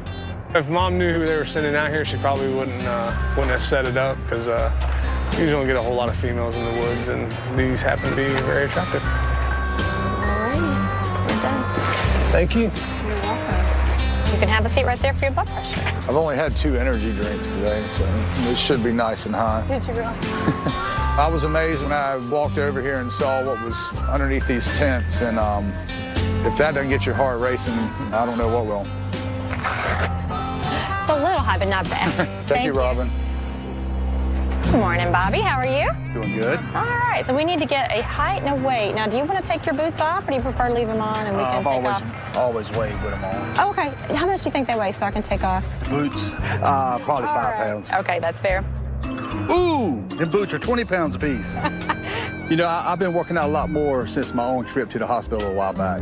I've been weighing myself every day, but it's obviously scales are off or the mud's getting a lot heavier. All right, Mr. Goodson, you're all set. Thank you. You know, I didn't learn a lot about my health today. I mean, I know I got a weight issue and I got blood pressure issues, but it's important for these guys to take care of themselves now before, you know, a little thing becomes a big problem. And how about you? Do you have a doctor that you see regularly? No, I sure don't. How long has it been since you've been using it? Probably 10 years, I guess. 10 years. I'm going to say 10. The last time I went to the doctor, I think I had a broke leg. Good morning, William. How are you? Real good. How are you? Good. Now, you can have a seat right there, and I'll get your blood pressure. So when did you go to the doctor last, William? I'm scared to tell you. Long time? About over 10 years. Really? Yeah. Today's a day I've been putting off for a long time. I keep putting off going to the doctor. I don't have anyone to blame for it. I just stay busy all the time, and I'll say, well, I'll go next week. I'll go next week. Before you know it, time's gone by and you forgot about it. It's high. There's a couple of incidents last week and the week before where my arms got tingly and numb and a bad headache. That's your warning sign. You're going to have to follow up on all that. Finally got my blood pressure checked, and blood pressure is way off the chart. Sort of a wake-up call. Time to go ahead and get something done about it. Fortunate enough this time, you know, we've caught it ahead of time, so I'm going to follow up on it. How was it? She said I need to get my blood pressure taken care of. Too high? Way too high. Bo just got out of the hospital, nearly lost him, and something this simple could have saved what actually wound up happening to him. Hopefully it's a wake-up call for everybody that thinks they're invincible. They're not invincible. You got to quit pushing me so hard. Make you start loading the trees by hand. Yeah. By early afternoon, the entire crew is back to work. But before long, bad weather rolls back in. We're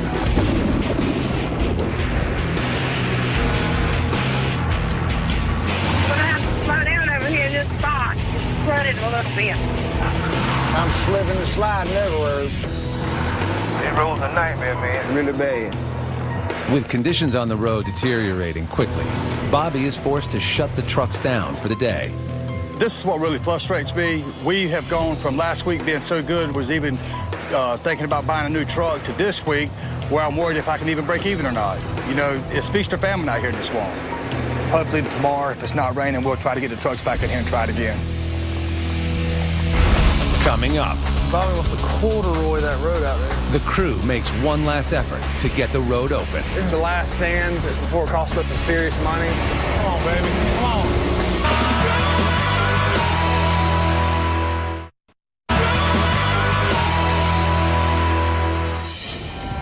It's Thursday. And despite more rain overnight, the logging crew in the swamp struggles to keep working. Demetrio, I slipped off the road. I need a push. All right, darling. I hit it over. Working as a team, they manage to keep wood moving to the deck. Demetrio, I think I'm good. Thanks.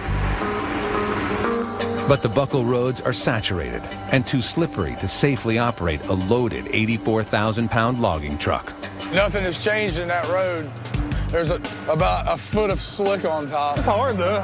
Just need some sunshine. We're going to keep the trucks off of it today? Yeah. Today, we can't really haul any wood. We're trying to stay off the road a little bit. Justin does have one option to keep logs moving to the mill. Just let Oscar tear it up. That's what I don't know if I want him on it either.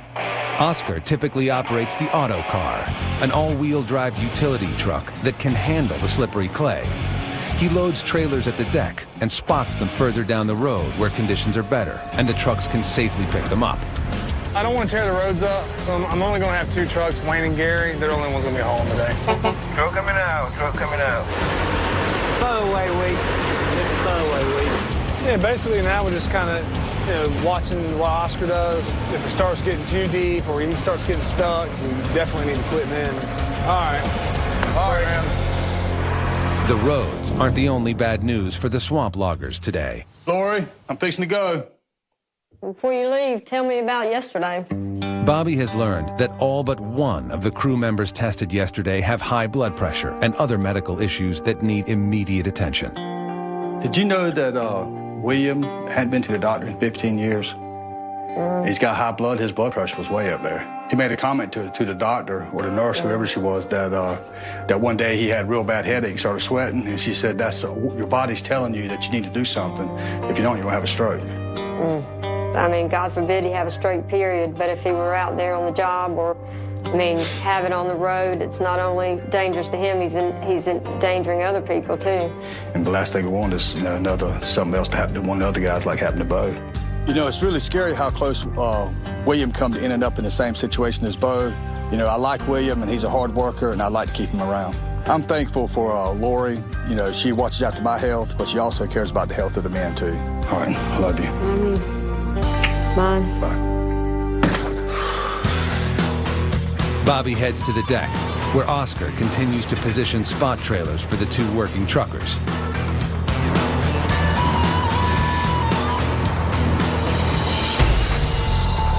But by midday, even he is in trouble. All right, guys, let's just shut it down. Shut the road down. The truckers who get paid by the load must head home. Staying home means no money. Sitting there watching TV all morning. That don't pay the bills at all. By the time Bobby arrives at the tract, one section of the road is virtually impassable. I'm going to take the dozer right now and kind of flatten this down someplace, back drag it. Back it out, and I'll jump on the shovel right now. All right. Early had the bulldozer out here draining some of the water off the road. This bad section where you had to push the auto car through, and he told me if I'd get the shovel, he'd flatten the road off, and we'll go ahead and put the mats out and see if that'll fix the spot. We got the mats laid, but it's too late for any more loads today. Hopefully the weather will work with us, and we can get this pile of wood we got out of here. It's just going to take a lot of perseverance.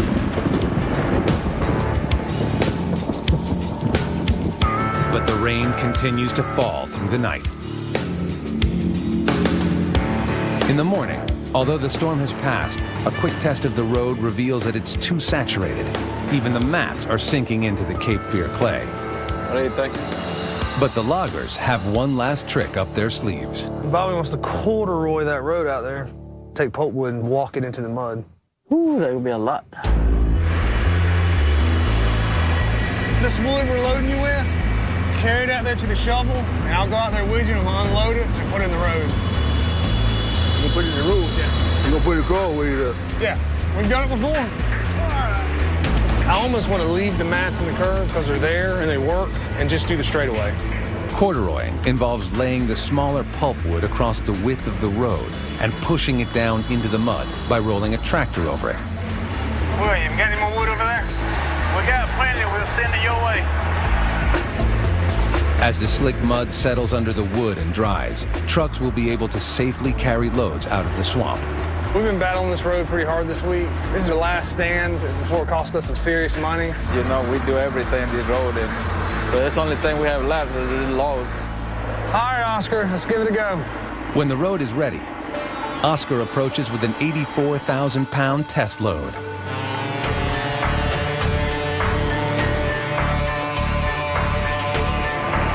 on, baby, come on. If he gets stuck, we're all going home for a while.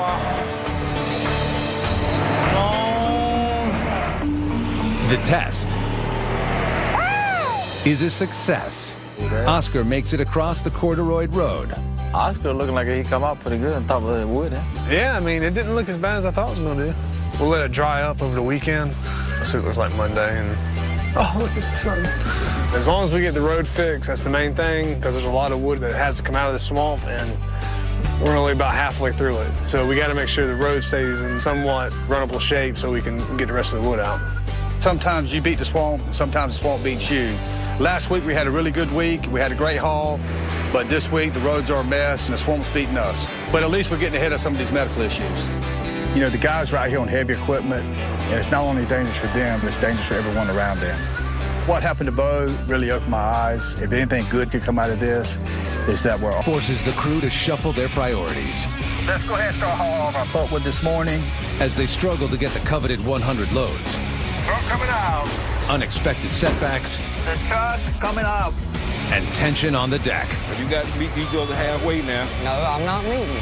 Threaten the crew's success. We don't need this right now.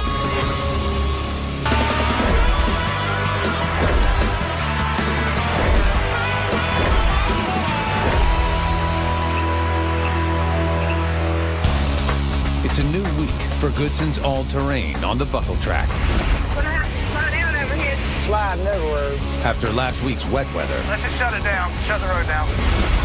a weekend of good weather has left the roads dry and ready for trucks. The first to arrive is EJ, who unexpectedly is starting his day on the loader, filling up his truck. I was planning on starting my morning about 3 o'clock this morning, unloading my trailers. Friday, I had 3 trailers that was loaded. When I got here this morning, all 3 of my trailers backed off on the side empty. On Friday, EJ's spot trailers were left full, awaiting his arrival early Monday morning. However, in anticipation of possible bad weather, some of the other truckers came in over the weekend and hauled any full spot trailers to the mills to get a jump on the weekly load count, leaving EJ short several loads for the day. On the weekends, we don't mind if somebody else unloads our trailer if we ain't working that weekend. But, I mean, the right thing to do is at least call and ask the person that you're taking his trailer. When somebody's planning on getting up early and coming over here Monday morning to empty their trailers and then find out he ain't got no trailers, then, yeah, it kind of pisses you off. As the rest of the crew of Goodson's all-terrain start their day, William checks in with Bobby. I got to leave at 11 o'clock. I got a doctor's appointment. Okay. After the medical crisis their fellow crew member Bo went through, How are you? All right. Goodson's all-terrain had a medical team come out to the swamp and check the crew's health. Arms got tingly and numb. That's your warning signs. You're going to have to follow up on all that. William's blood pressure was found to be dangerously high, and he was advised to see a doctor. Everything okay? Yeah, just getting a physical. Good. Your blood pressure high? Yeah. I'm on the way to the doctor today. I got to find out why my blood pressure is fluctuating. Make sure, I don't have any major health problems. All I need is to fix it before it gets bad. Oh, yeah. All right, that's good. Truck coming out. Truck coming out. William, you got a copy? Yeah, go ahead. How'd that weather system that came through Saturday do for you? It messed up. Like some people, they got it hard. Is your loader running all right? I'm going to find out today. There's something going on. I hear it, and then I don't hear it, and I don't know what's going on. It could be 2 or 3 different things. The loader's been acting strange and making all kinds of weird noises, so I'm just going to take it easy on it today. Yeah, I hope both these loaders keep rolling, because that shutdown's coming. Yeah, that's right. The other concern Goodson's all-terrain has are the hauling restrictions imposed by the pulp mill. On their current tract of land, Bobby and his crew are sending wood out to 3 mills. The hardwood logs go to Corbett Timber and Turnbull to be used in veneer and construction-grade lumber. The hardwood pulp heads to the pulp mill, where it is chipped and used to make paper products. With almost half of the weekly loads going to the pulp mill, any restrictions will severely cut into the company's bottom line. Take my coat off. It's getting serious. Good morning. Good to see you, my friend. Been a while. Corbett Timber's Leslie Davis stopped by the swamp to discuss the mill shutdown schedule with Bobby. Finally got the schedule. You seen it yet? I haven't. No, I need to. It's around 50%, 40-50%, so they're keeping everybody on order. It looks like the pulp mill is only taking 50% of the wood they normally take. Unfortunately, I can't make partial payments to the bank on the equipment I got. I mean, I got to make full payments even during the shutdown, and we're not going to be able to haul wide open. I hope they make some room, because you and I both know that 40 or 50 can come to a halt.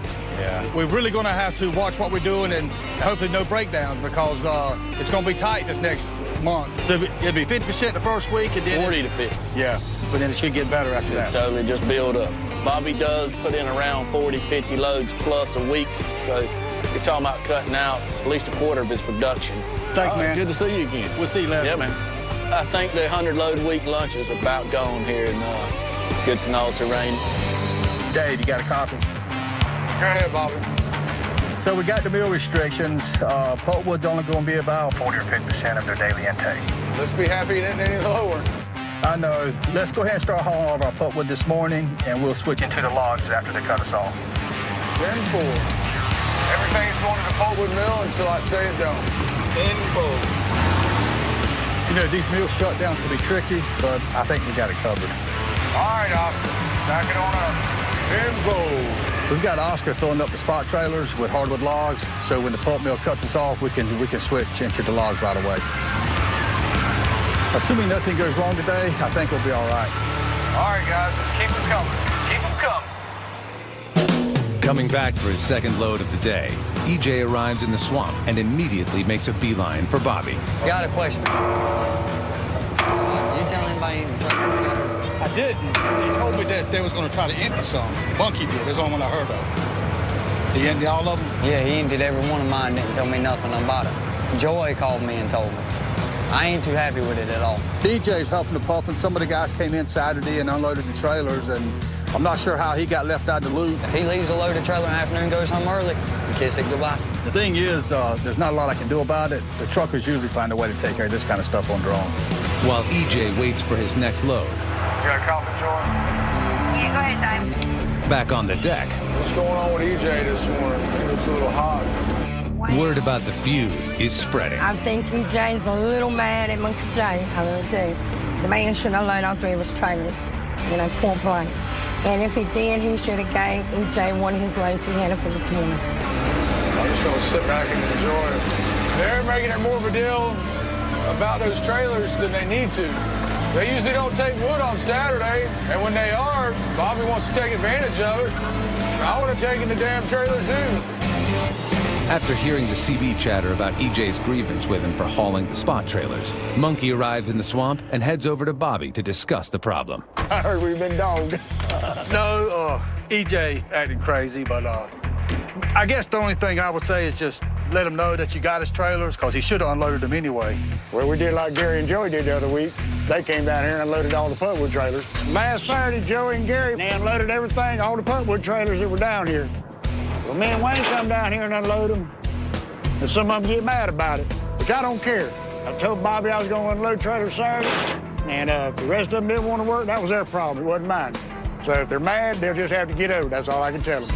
Just next time you get them, just call them and let them know so you ain't got nothing to cry about. I like to listen to him whine anyhow.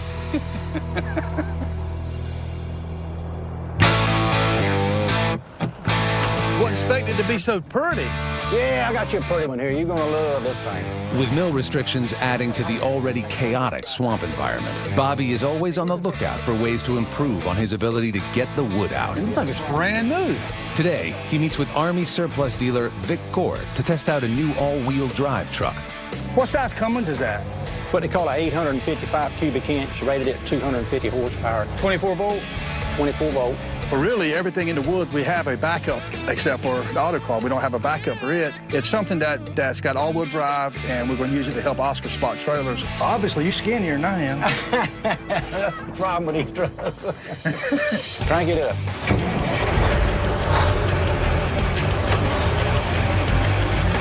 I had a chance to test drive it. The truck handles perfect. I mean, it looks like it's a brand new truck. So on a week like this, it'll definitely cut down our haul time. This thing's bad. I like this thing. Good, I'll bring you another one. As soon as I get the details worked out with Vic, I need to get Abraham on the truck, hauling spot trailers out as soon as possible. It's the end of the day, and with 19 loads out, Dave has hit a problem. On that last grab of that last load, I heard metal creak and then a snap. And then I realized my grapple was just hanging there. I mean, I'm trying to take it easy on it, man, but, you know, it broke right where all that old weld was. I guess I grabbed something this morning and it broke that pin. We'll run to the house and see if we can get that grapple welded up. All right. David's grapple The wide arm is cracking apart. We've got the temporary grapple on it right now, but who knows how that old grapple's going to hold up. Bobby and the crew have replaced the broken grapple with an older, smaller grapple. While it can handle the lighter pulpwood with ease, Bobby's afraid it may not be able to handle the wider and heavier hardwood logs. We're going to run to the shop and try to get the other grapple fixed, and hopefully bring it back out here in the morning and switch it out, because all David's got to do is grab something the right way, and it's going to bust them arms apart. Coming up, the grapple repair suffers a setback. It snapped out like it wasn't nothing. And later, the crew gets bad news. You know they're not taking no pulpwood tomorrow, don't you? That's like half our hauls down the drain.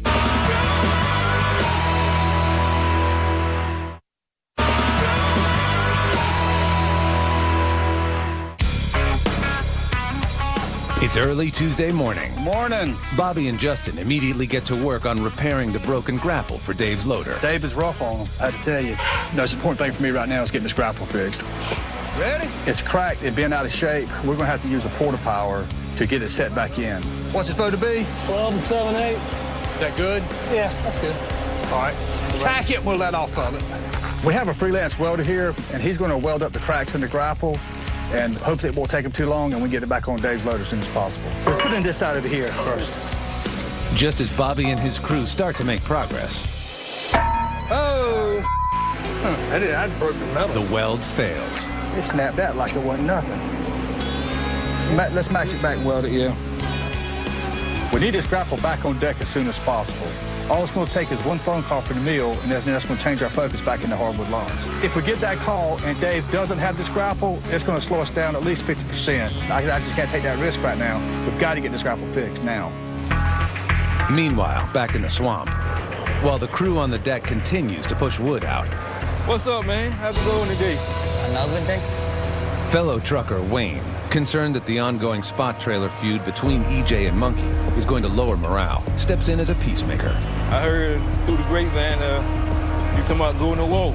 Nah, I ain't gonna do that. I'm just gonna stay to myself and worry about what trailers I got, and everybody else can defend for themselves.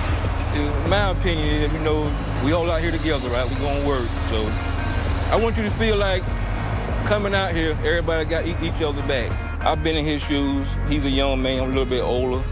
So I know it's basic pride. But you got to meet each other halfway now. No, I'm not meeting him. If he was man enough to take the trailers, he should be man enough to come say, hey, I took your trailers. I was in the wrong. I wasn't thinking. That's all it would take.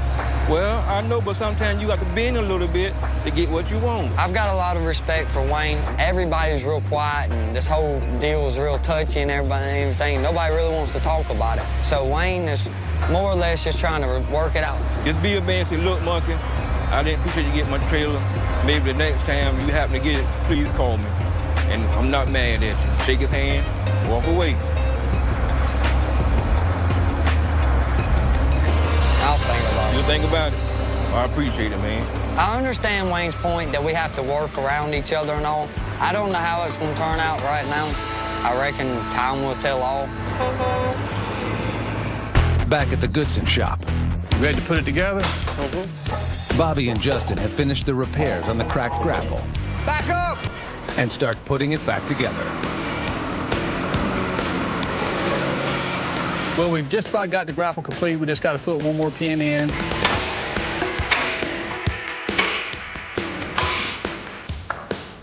There it is. We'll get it loaded up, and we'll have it out there on Dave's deck, and hopefully have it on this loader in about 45 minutes. All right, let's get to the woods. Got it going. Yeah, it's about time, Bobby. Bobby returns to replace the grapple, while most of the crew is on their lunch break. Here comes the rain. Just in time for us to put the grapple on.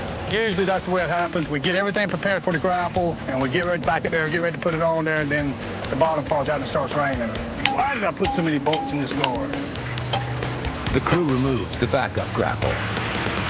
Dave carefully moves the arm into place. And Justin hammers in the connecting pin. Good to go. The grapple is back in action. Appreciate y'all speeding the process up on this grapple. I wasn't sure how much longer that other one was going to hold up. 10-4. With the grapple fixed, Dave starts loading trucks. All right, you're off to Corbett. 10-4. But as the day winds down, Yeah. Monkey returns from the mill with some bad news. You know they're not taking no putwood tomorrow, don't you? No, they haven't told me yet. Yeah, they're not taking it from 7 tomorrow morning till 7 tomorrow night. Then they'll start back taking it at 7 p.m. tomorrow night. 10-4. The pulpwood mill is basically shutting down tomorrow. That's like half our hauls down to drain. We had a pretty good system going on here. We got 21 loads, even with a broken grapple, but with them shutting down, we'll be lucky to get 100. Coming up, What's the log situation looking like out there? the log shortage on deck threatens their 100-load goal. Getting kind of tight now. And Bobby escapes the swamp for a birthday surprise. Kind of scared to ask what we're going to do.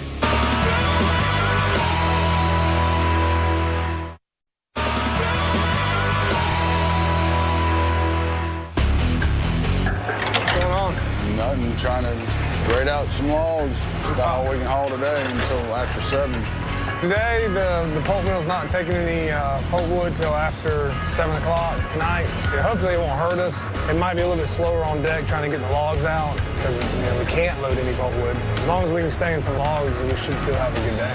Well, I guess y'all just go load on spot trailers with pulpwood for tonight. Yeah, load them up, and then maybe we'll get a call. They can come in earlier, but I'll try to get on the shovel and try to pick out the gum logs and that, see if we can keep them going. I'm just going to be on the shovel, and they got a lot of wood piled up behind the deck. I'm just going to pick through it and put the pulpwood to the side and try to get the logs out and keep the trucks moving. Justin takes the shovel loader and starts separating the pulpwood from the logs. Pulpwood is any tree 10 inches in diameter or less, while hardwood logs are any trees larger than 10 inches in diameter. While Justin continues the tedious task of sorting through the wood, back on the deck, All right, guys, let's put some wood. Dave sends trucks full of hardwood logs to Corbett Timber and the Turnbull Mill. While he waits for trucks to return from the mill, Dave loads up spot trailers with pulpwood. Can't hold no pulpwood. I always put holding logs, and they're going to put pulpwood on all the spot trailers and hold it at night till 7 o'clock. But Oscar isn't alone hauling spot trailers. Abraham is also hauling spot trailers with the newly purchased military truck. Abraham and Oscar leave the loaded spot trailers on the side of the truck road, so they're ready for the truckers to haul when the pulp mill opens up. Back at the Goodson shop, What's up? Waiting on you, man. Ready to go? A dime holding up a dollar. Bobby meets up with his brother Mike, also a logger.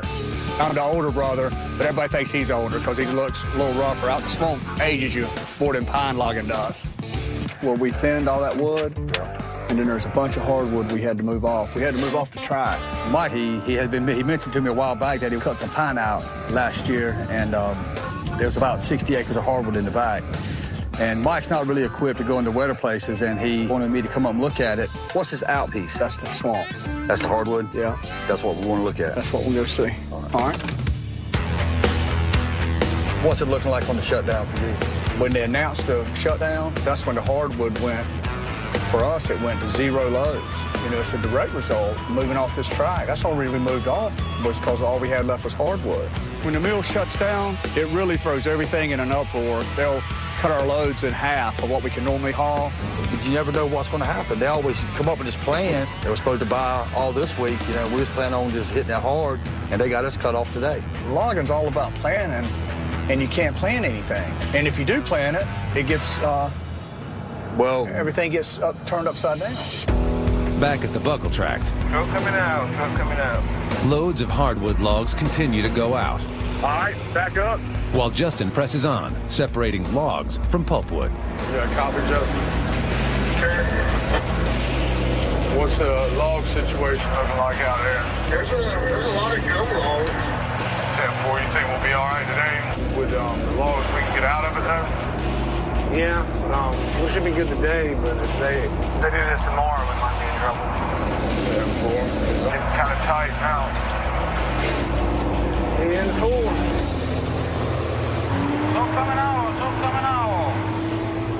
Bobby coming into Maysville. Old Stone. I was wondering how many people still hate us up here. Bobby and I grew up in Maysville from about probably 8 years old on. Our adolescent years, our teen years. Probably there's some people that don't like us up there. When you took your car and smashed it in the oak tree at the corner, they cut it down. They cut that tree down. You killed it. I killed it. The highway patrolmen really knew us well. Dang, my belly hurts. Shouldn't have got the cake. That's what did it. You know we had to walk through the woods. Let's walk down here and see if we can find a spot, cross without a bunch of bushes. Lay down right here, Martin, to get across. That's what I'm gonna do. Might as well fall down and get wet. I didn't come out here to get wet now. Me and my tennis shoes stay in sand. Mike is what I call a tennis shoe logger. Watch out for snakes. They cut the high, sandy land. They stay all clean and pristine. The boys don't get muddy like we do. This is the difference between a swamp logger. Well, I better shut up. Yeah. Pine logger. I walk across. Oh, almost made it. Try the ground right here, because she's getting wet here. Yeah. Yeah, that would stop me. That right there puts the brakes on me right there. This? Yes, sir. There's a bottom in there. You just hit it, didn't you? Looking at this track, it's really not too bad. Bob, what do you think? I mean, I like what I see. It's got a lot more logs than where we're at right now. A lot more variety. The only problem I see is, with everything the way it is 86 miles back to the mill. Yeah. The distance to the mill is really the only drawback. The mill might not want to pay to haul the wood that far. Let's get out of here. You know, I don't know if this track is going to work out, but it's always good to see my brother and commiserate about these mill closures. Hello. What are you doing? Loading up the last of the spot trailers. How'd y'all do? 21 so far. The pulpwood mill stays, you know, wide open tomorrow. There ain't no reason why we can't get 23 loads. I hate to hear that. Bye, man. Bye, man. As the day ends and the 7 p.m. reopening of the pulp mill approaches, all the truckers have gone home. Man. Except for Wayne, who is hooking up to his first spot trailer. I don't think none of the truckers coming back tonight before I see everybody open in the morning, probably about 3 or 4 o'clock. So I hope to be sleeping during that time.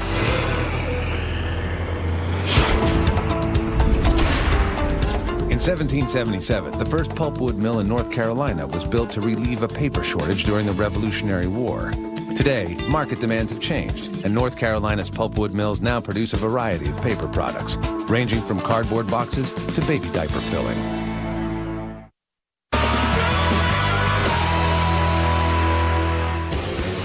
All right, Gary. Man, that's already your 3rd load this morning. 10-4. We got to keep this pulpwood rolling while we still can.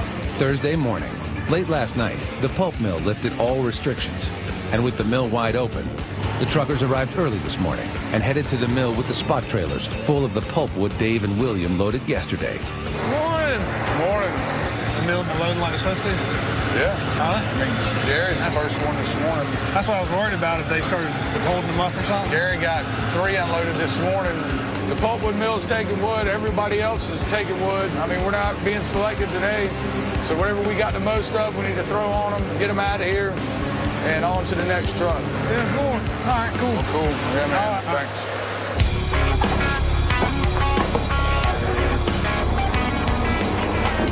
Further out in the swamp, with the word out that the mill is open, Simitrio picks up the pace, felling as many trees as he can, which the skidders will haul to the deck as quickly as possible. It's not long before Simitrio is reminded why he must never let his guard down.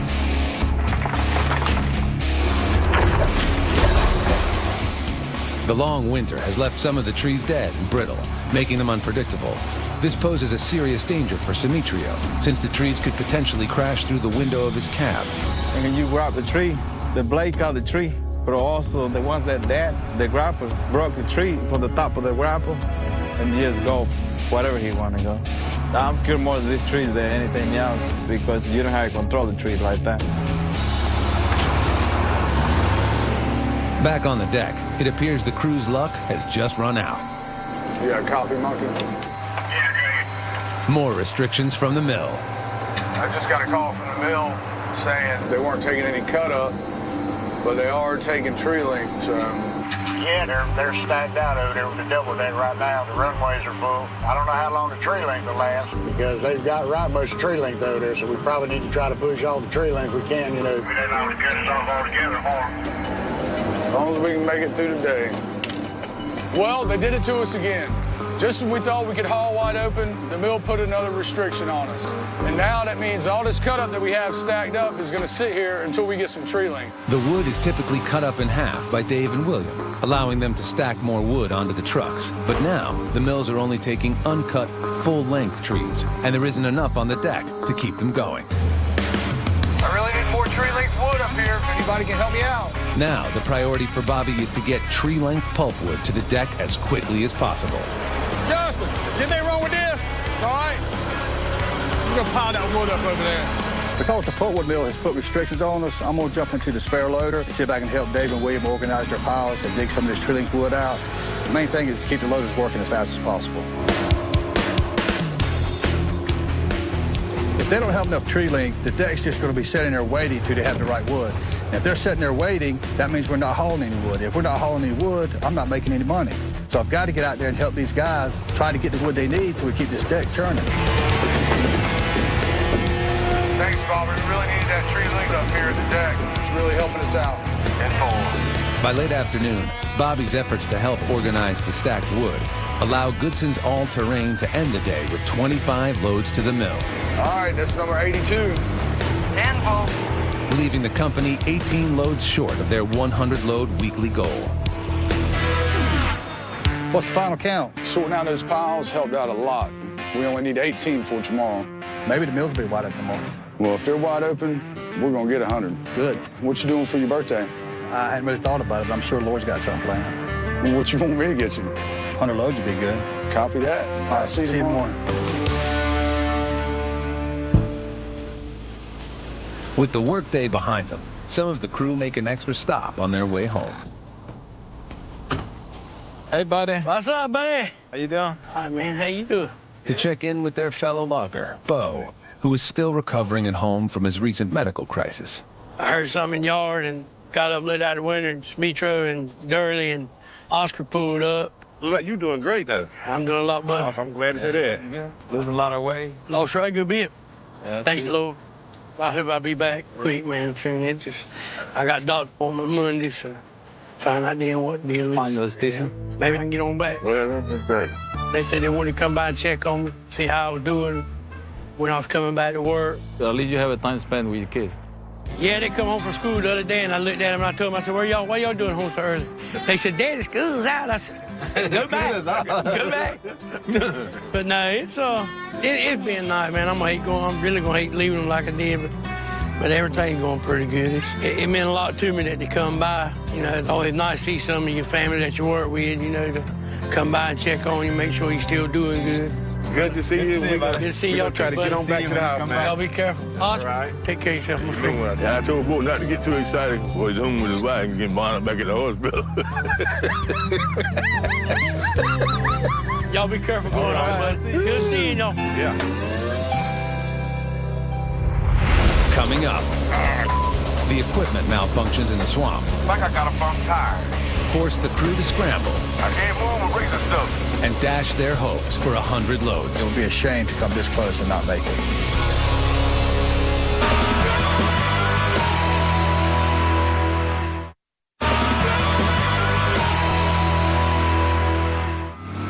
It's the last day of the week, and the crew needs to haul 18 loads to the mill today to reach their 100-load weekly goal. But the worries of mill restrictions that have plagued them all week still weigh on everyone's mind. It's been a crazy week. How you feeling? Got my lab results back from my physical. My cholesterol was a little high. He put me on a strict diet, and I got to go do a stress test. That's good.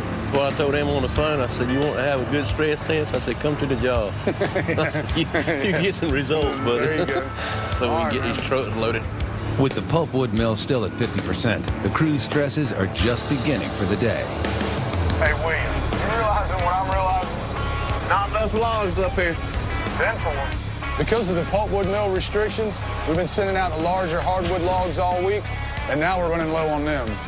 Hey, Victor, Antonio, see if you guys can haul up some big trees. I need to cut some logs up here. So we really need the crew to pull together, get these larger hardwood logs out to get us through the day. Hey, guys, you got that wood coming? However, out in the swamp, Hey, Yellowstone, the truck coming up. Victor's shovel loader, the machine that loads the clam bunk and skidders with freshly cut timber, is down. The track on the 35-ton shovel has fallen off, leaving the machine completely incapacitated and cutting the crew's ability to get hardwood logs back to the deck by 50%. 10-4, see if you can walk it up there and we'll try to change it out. Using the massive boom arm as a crutch, Victor slowly and painstakingly limps the $250,000 loader 10 feet at a time all the way back to the deck. Since Victor loads the skidders up with hardwood to bring to the deck, having the shovel break right now is the last thing we need. Okay. Let me get on the other tractor? Yeah, you go ahead and get it done when I get the... All right. It's all hands on deck to try and get this track replaced as quickly as possible. The more time Victor's down, it's the longer that Dave's going to be without the wood he needs to load the trucks. So we're going to have to double our efforts and try to get Victor back out there as soon as possible. Bobby and Simitrio used both of the company's feller bunchers to lift and maneuver the 40-foot-long, 6,000-pound track. First, Simitrio must carefully thread the track onto the rear roller. This is the hardest part, is trying to get it started, And once that's on, Bobby attempts to pull the rest of the track around the front guide wheel. These fellers are not the most precise tools for something like this, but, with the weight of the tracks, they're the most effective. But we're going to have to be patient because we might not get it the first time we try.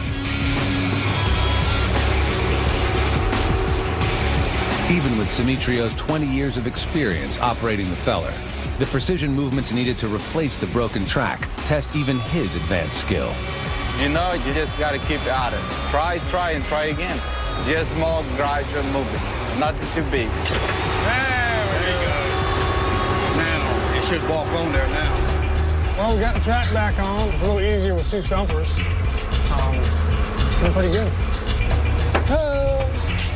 There's a little cylinder inside there behind that big spring, and it pushes it all out.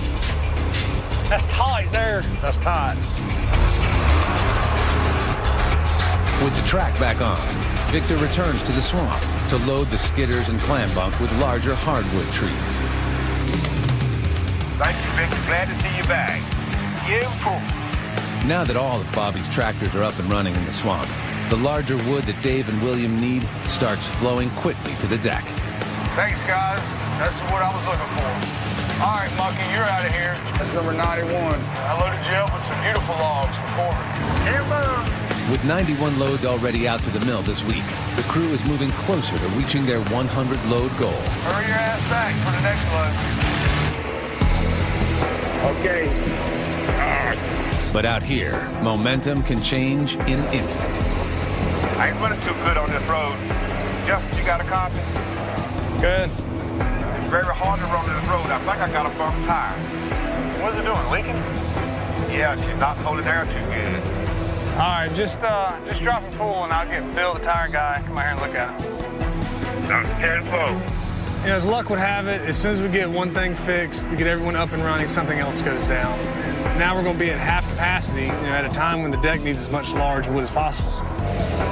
The clam bunk is capable of hauling large quantities of wood out of the swamp, so having one down, even for a short period of time, can be a big setback to the operation. Bill Summers, Bobby's tire mechanic, is called and arrives to help Durley. But this right here, I'm losing a lot of air right here every day around that. It's probably just that wood, Durley. And when you're going across them logs, a lot of times the stumps will catch and it'll jam that wood down in there and it'll roll the bead out and the wood makes it leak around the rim. That's what it is.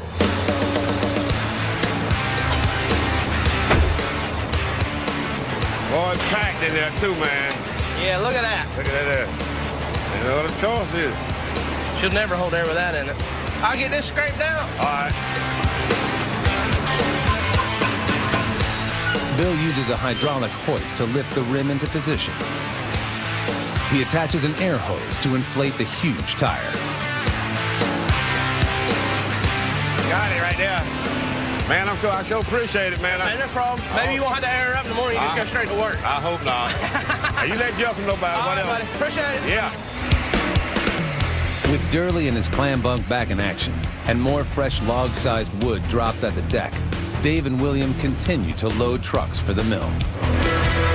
All right, right, Oscar. You're out of here. It's number 97.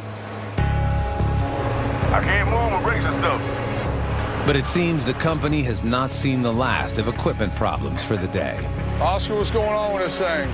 Brakes is busted. No, it ain't. It's that valve right there. It's right up top. See this valve right here? Broke off right there. With only 4 loads to go to reach 100, the deck grinds to a halt when the brakes on Oscar's auto car malfunction, preventing him from pulling it off the deck. I need that little round thing. Yeah, I know what you're talking about. All right, I'll be right back. I'm going to run over there and get that. Oscar's brakes are froze up, and I know what connection he needs to get him working again, but we don't need this right now, being this close to 100. If I can't find his connection, deck's going to be stopped down for the day, and we will definitely not make it to 100. I have no idea what the piece is called. The line broke? It broke. They were going to get one. I reckon I didn't get one. Should have been back, but not one of them. I don't see what he needs in there, but there'll be something in here he can make something out of. Back on the road leading into the deck, the trucks are backing up. Everybody ready to go. Hey, Oscar, what's the hole there? So what all was wrong with it? Just the line? The line? This is the kind of stuff that can hurt you. We got meal restrictions and now a third major breakdown all in one day. We got 96 loads with 4 loads from 100, and it would be a shame to come this close and not make it. Next, a special guest visits the swamp. Somebody get him! And later, Bobby takes the ride of his life.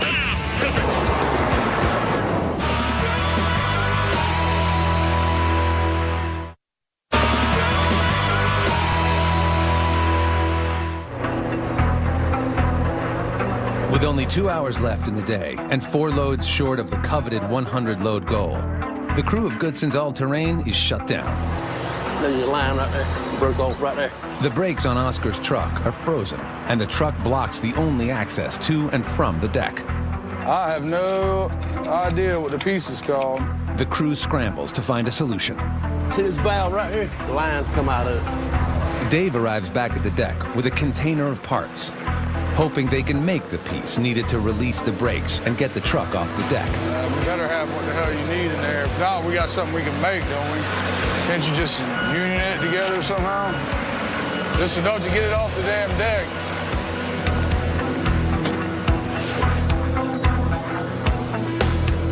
It's been a messed up week with all these meal restrictions going on.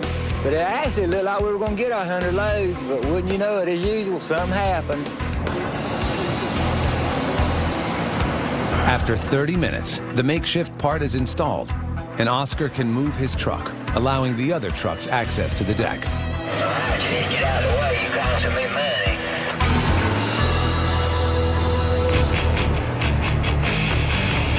All right, now I'm ready to cook this week. With only 90 minutes left in the day, Dave and William push to load the remaining 4 trucks needed to reach 100 loads. You got a copy, Oscar? Yeah, go ahead. Well, y'all been hustling with these spot truck. Kind of had me worried there earlier, your breakdown, but I give you the honorary pat on the back for being the 100th load this week. Hey, I hear you. What we gonna be eating? Trying to do something special for all these high blood pressure and high cholesterol crew members we have out here. I hear you. That feel pretty good to get a little something to eat, a little bonus.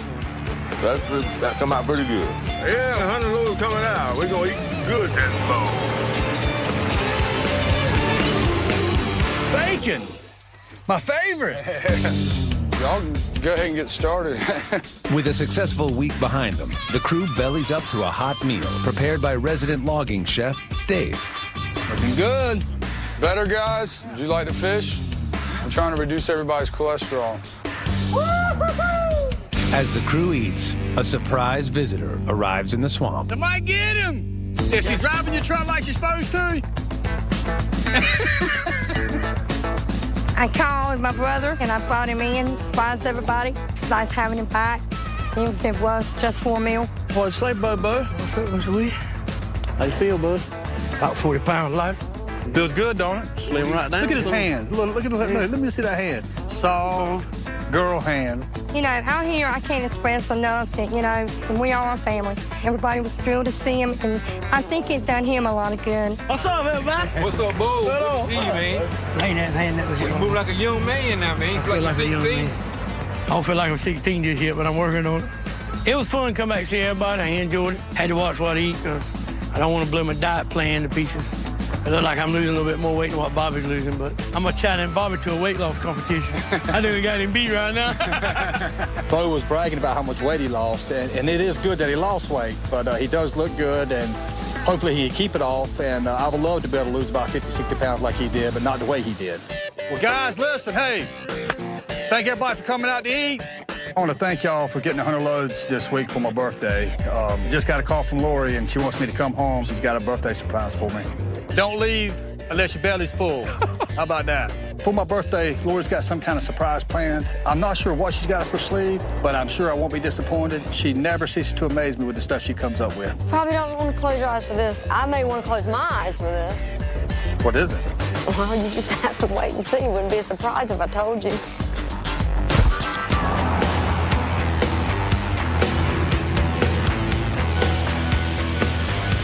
Hey, happy birthday. I'm kind of scared to ask what we're going to do. We're going to go up the ride. Today's a birthday ride. We're going to put him in the back seat. I'll be in the front seat. He's basically just a passenger, but he gets a chance to fly the airplane. Are you kidding me? I've always wanted to do this. We're going to have a lot of fun. You're going to go upside down, and the flight's for you. You're going to fly the airplane for a good portion of it. I'll do takeoff and landing. And right now, we ready to go? Yeah, ready to go right now. Push that forward a little bit. Do you fit? Barely. Are you nervous? Ready to go. You all set, Bobby? I'm ready. Let's rock and roll.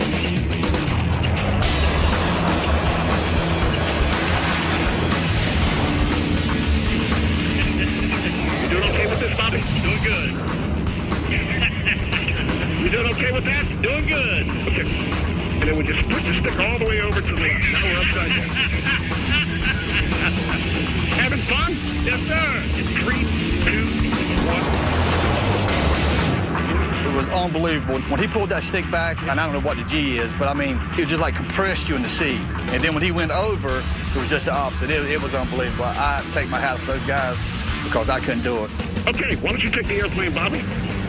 Now push that stick hard over to the left, all the way, hard over to the left, hard. You're doing it. I'm not me. Hard. Push it back. Now pull back on it a little bit. There you go. Wow, perfect. Give me another one. Pull it back again. Pull over to the right. Whee! Wow. You're doing it. You're flying. Pull back a little bit. There you go. You are third land one way, one night. Third land one night.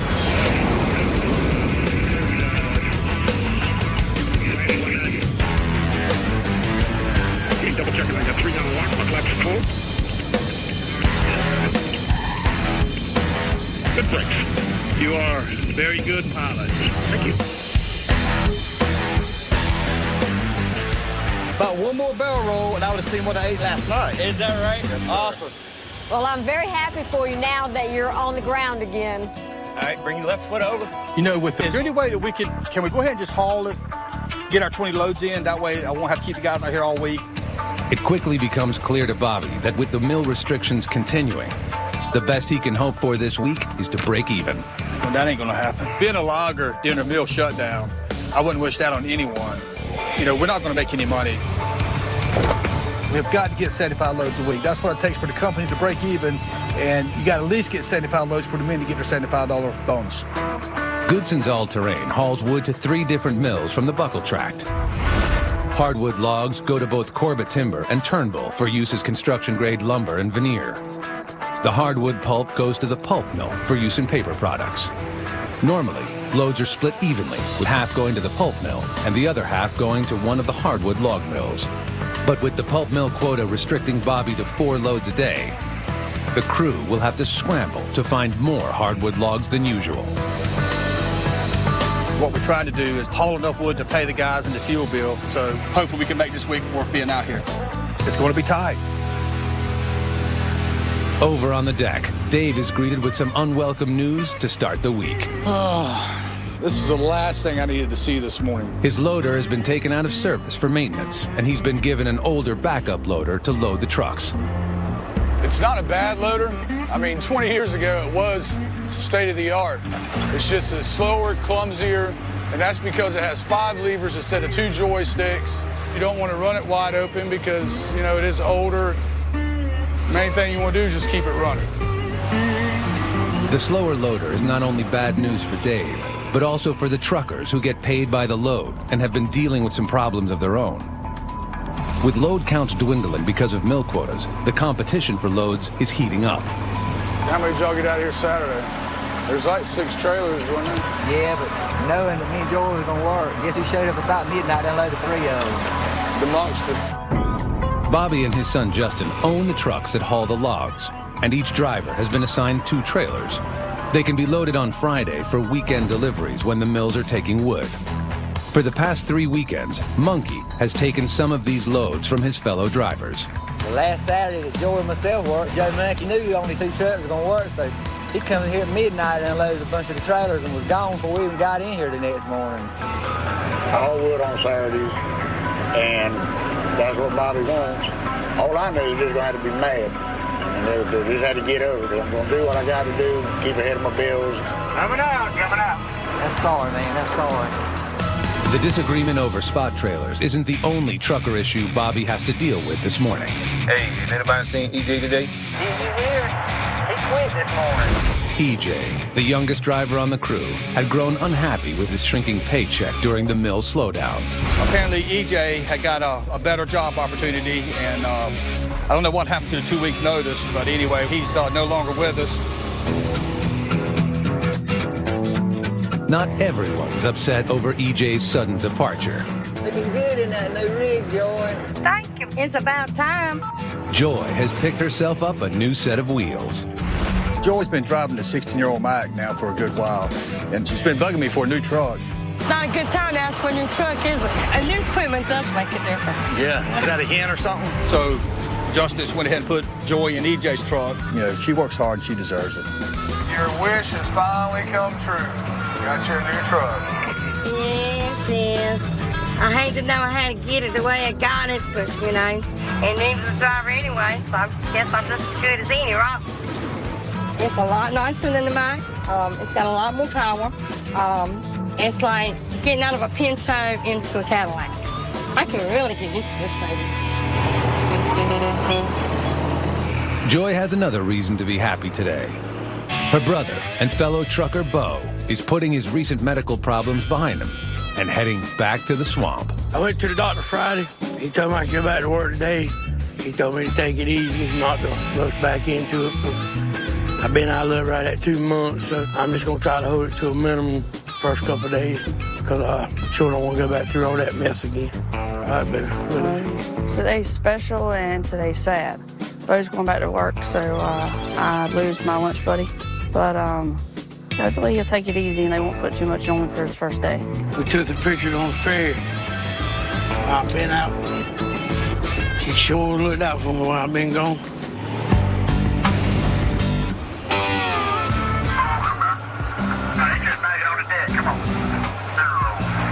Like a boat about to get a set of loads there. It's good to see you again, buddy.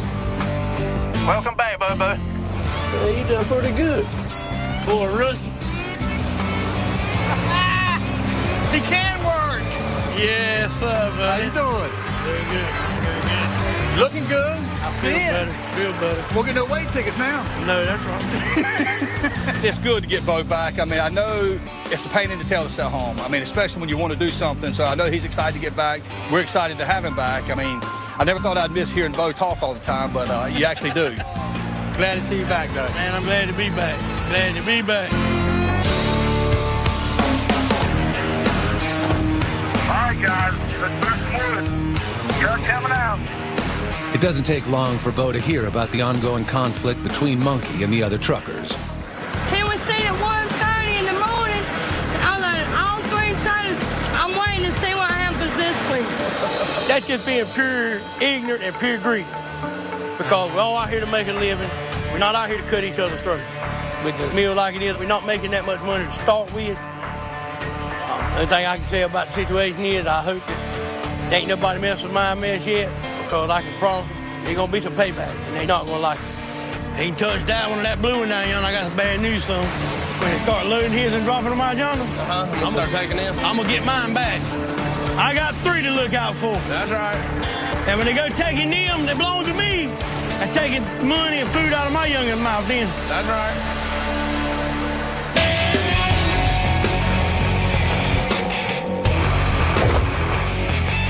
Back coming out.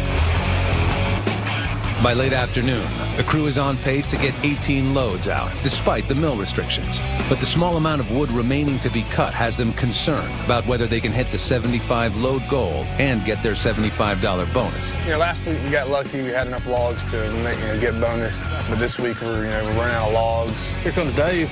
Bobby's employer, Corbett Timber, is also concerned and sends buyer David Robinson to the deck.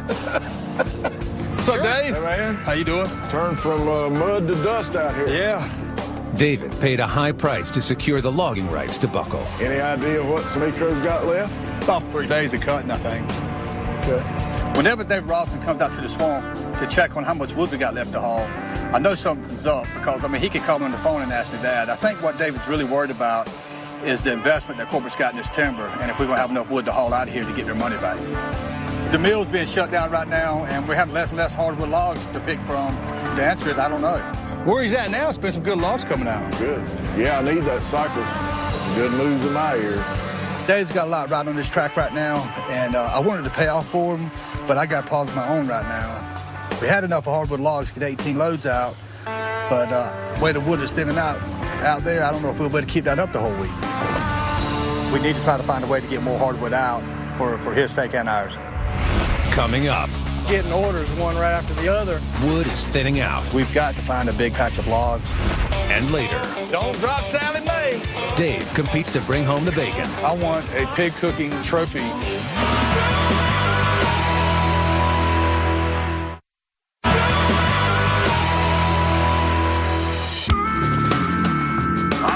That's number 4, guys. That's it for the pulpwood today. Only logs from here on out. It's not even 9 o'clock, and we just filled our quotas for the pulp mill. It's probably going to be a short day. It's only Tuesday in the swamp, and with the hardwood log supply thinning out, Bobby's crew is feeling the pressure under the mill's 4-load-a-day quota. We just have to pick through the wood and get the logs out. Yeah, 10-4. God, it was so hot. With the 4-load pulp mill quota met, Dave must still use the old backup loader to sort through the pulpwood to get to the hardwood logs. God, I see him working on my loader, man. I can't wait to get out of this piece. This meal quota is probably going to affect my paycheck. Probably not quite half of it, but probably close to it. Because I'm looking at 9-10 loads that I'm not going to get this week that I got last week. What's up? Hey, tell me the good news. With concern growing at the mill about the shortage of logs, Corbett Timber sends representatives to the deck for the 2nd time this week. We're just getting orders one right after the other, and now it is the big push season. Leslie Davis and John Deans drive home the immediate need for hardwood logs to fill orders for the upcoming construction season. We're about into it from a slow time, getting more contracts into the real season. Right. I hope we can gain a row or 2 this week. I really do. The bottom line is we've got to find a big patch of logs, because if we don't find any logs, Corbett's not going to be very happy.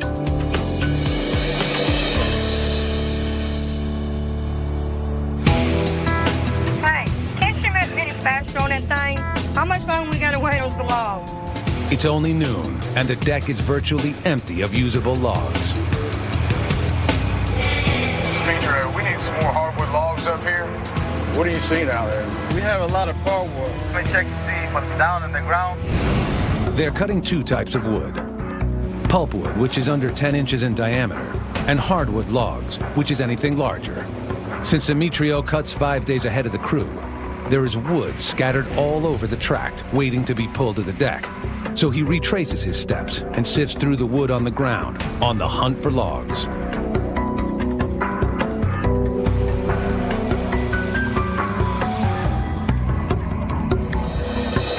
We're going to get all this beautiful wood like this, and maybe we can get the bonus.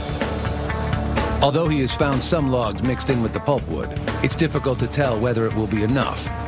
The logs is right there. You come over here and start it right there behind. Let's start right there? Yeah, right there. Come on, guys. Let's move this wood to the loadout. Back on the deck, Dave is happy to get whatever he can. Fortunately, Simitro found some of those bigger logs we were looking for. Now all we need to do is get them on the truck, get them to Corbett, and maybe we can get our load count up. Thanks, Simitro. You're the man. With logs flowing back to the deck, What's wrong? Bobby checks in with Gary in an effort to get to the bottom of the squabble between the truckers. He knew me and Joy was working. That was the deal amongst all the drivers. Two of us would work on Saturdays and we'd have a decent day. We drivers have an understanding that only two of us will work on Saturdays.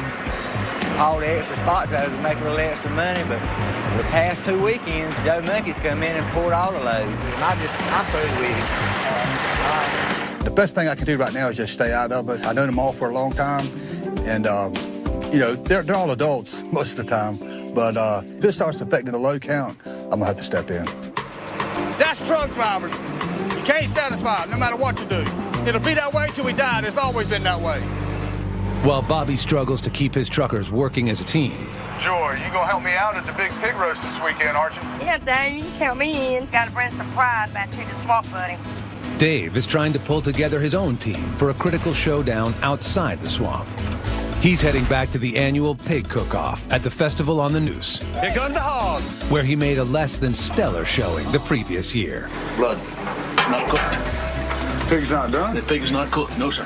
He was disqualified. The judges said the pig wasn't cooked to the temperature they required. You know, Dave went to culinary school for 4 years, so you could say he was a little embarrassed by the whole thing. I mean, it was humiliating. What can I say? It was my first one, somebody else's cooker. Since then, I've kind of been on a mission to get one right, trying to get my redemption.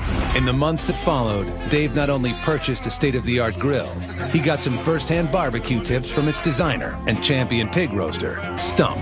Stump, you want to cook at a pig cook-off this weekend with me? I learned a lesson last year, and I come back for redemption this year. You got a cook-off coming? Yeah. You got any help? You helped me last year. I'll help you. I do know this time the hog will be done. Now, we might not place, but the hog will be done this time, I guarantee you. Now, we weren't even thinking about last year. Where we're David. We'll come up there to get our name club destroyed. By the end of the day, thanks to Simitrio's success finding hardwood logs, the crew has managed to get out 14 loads. They still need 43 over the next 3 days to reach their break-even goal of 75.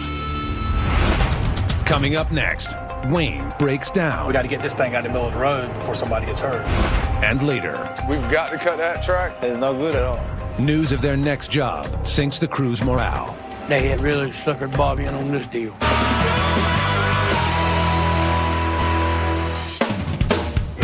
It's Wednesday, and the Goodson crew are still hoping to meet their 75-load weekly goal, despite low quotas, while the mill completes its annual maintenance.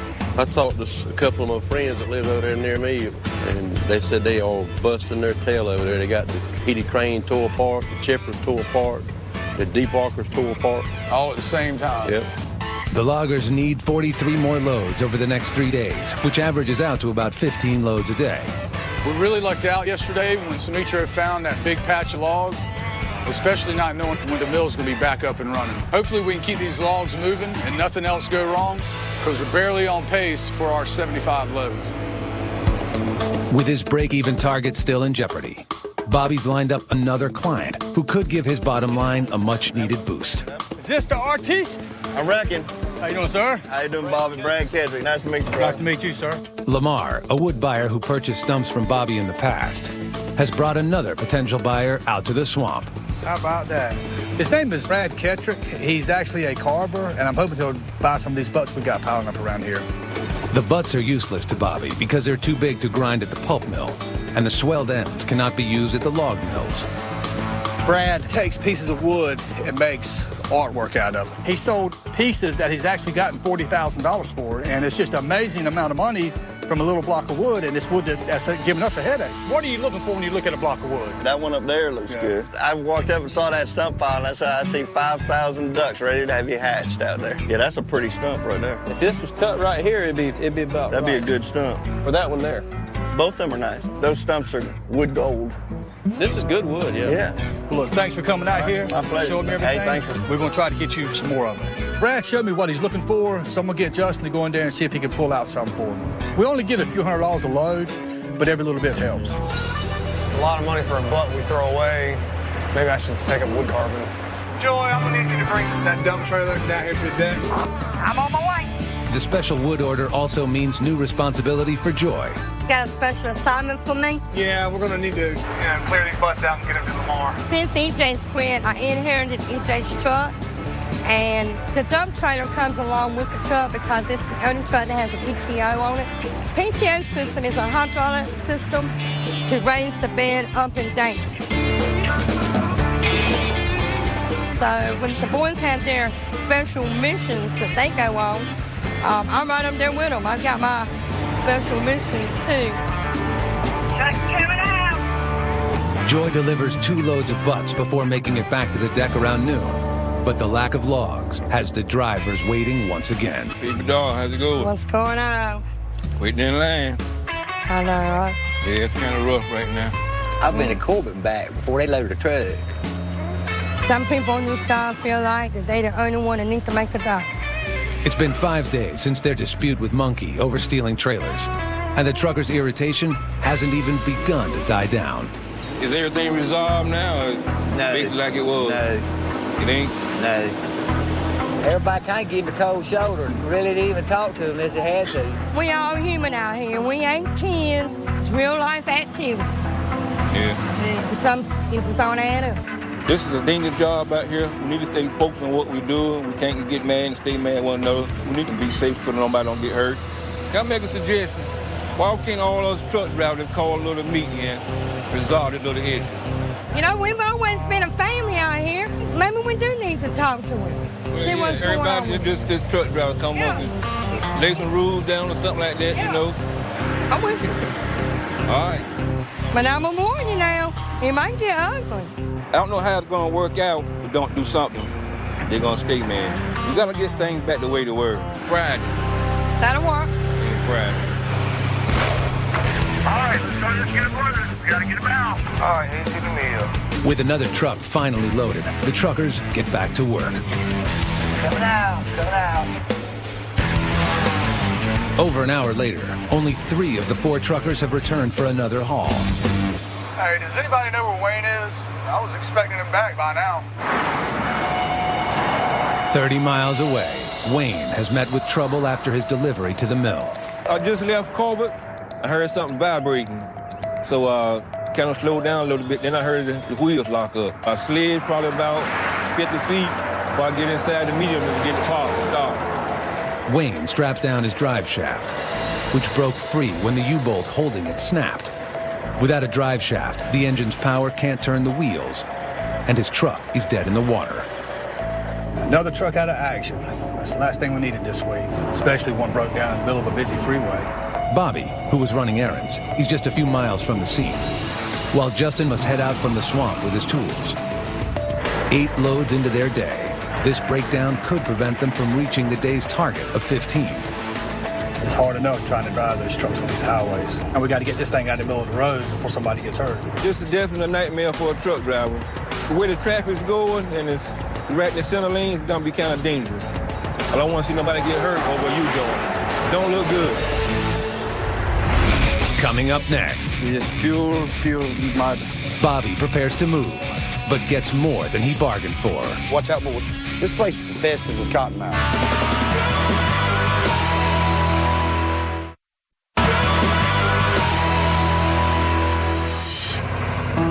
Already a truck down this week since EJ quit, Bobby Goodson must now deal with Wayne's disabled truck, which has lost its drive shaft in the middle of a busy highway. Everything on the truck still works, but he doesn't have a dry shaft in there because the universal joint's broke.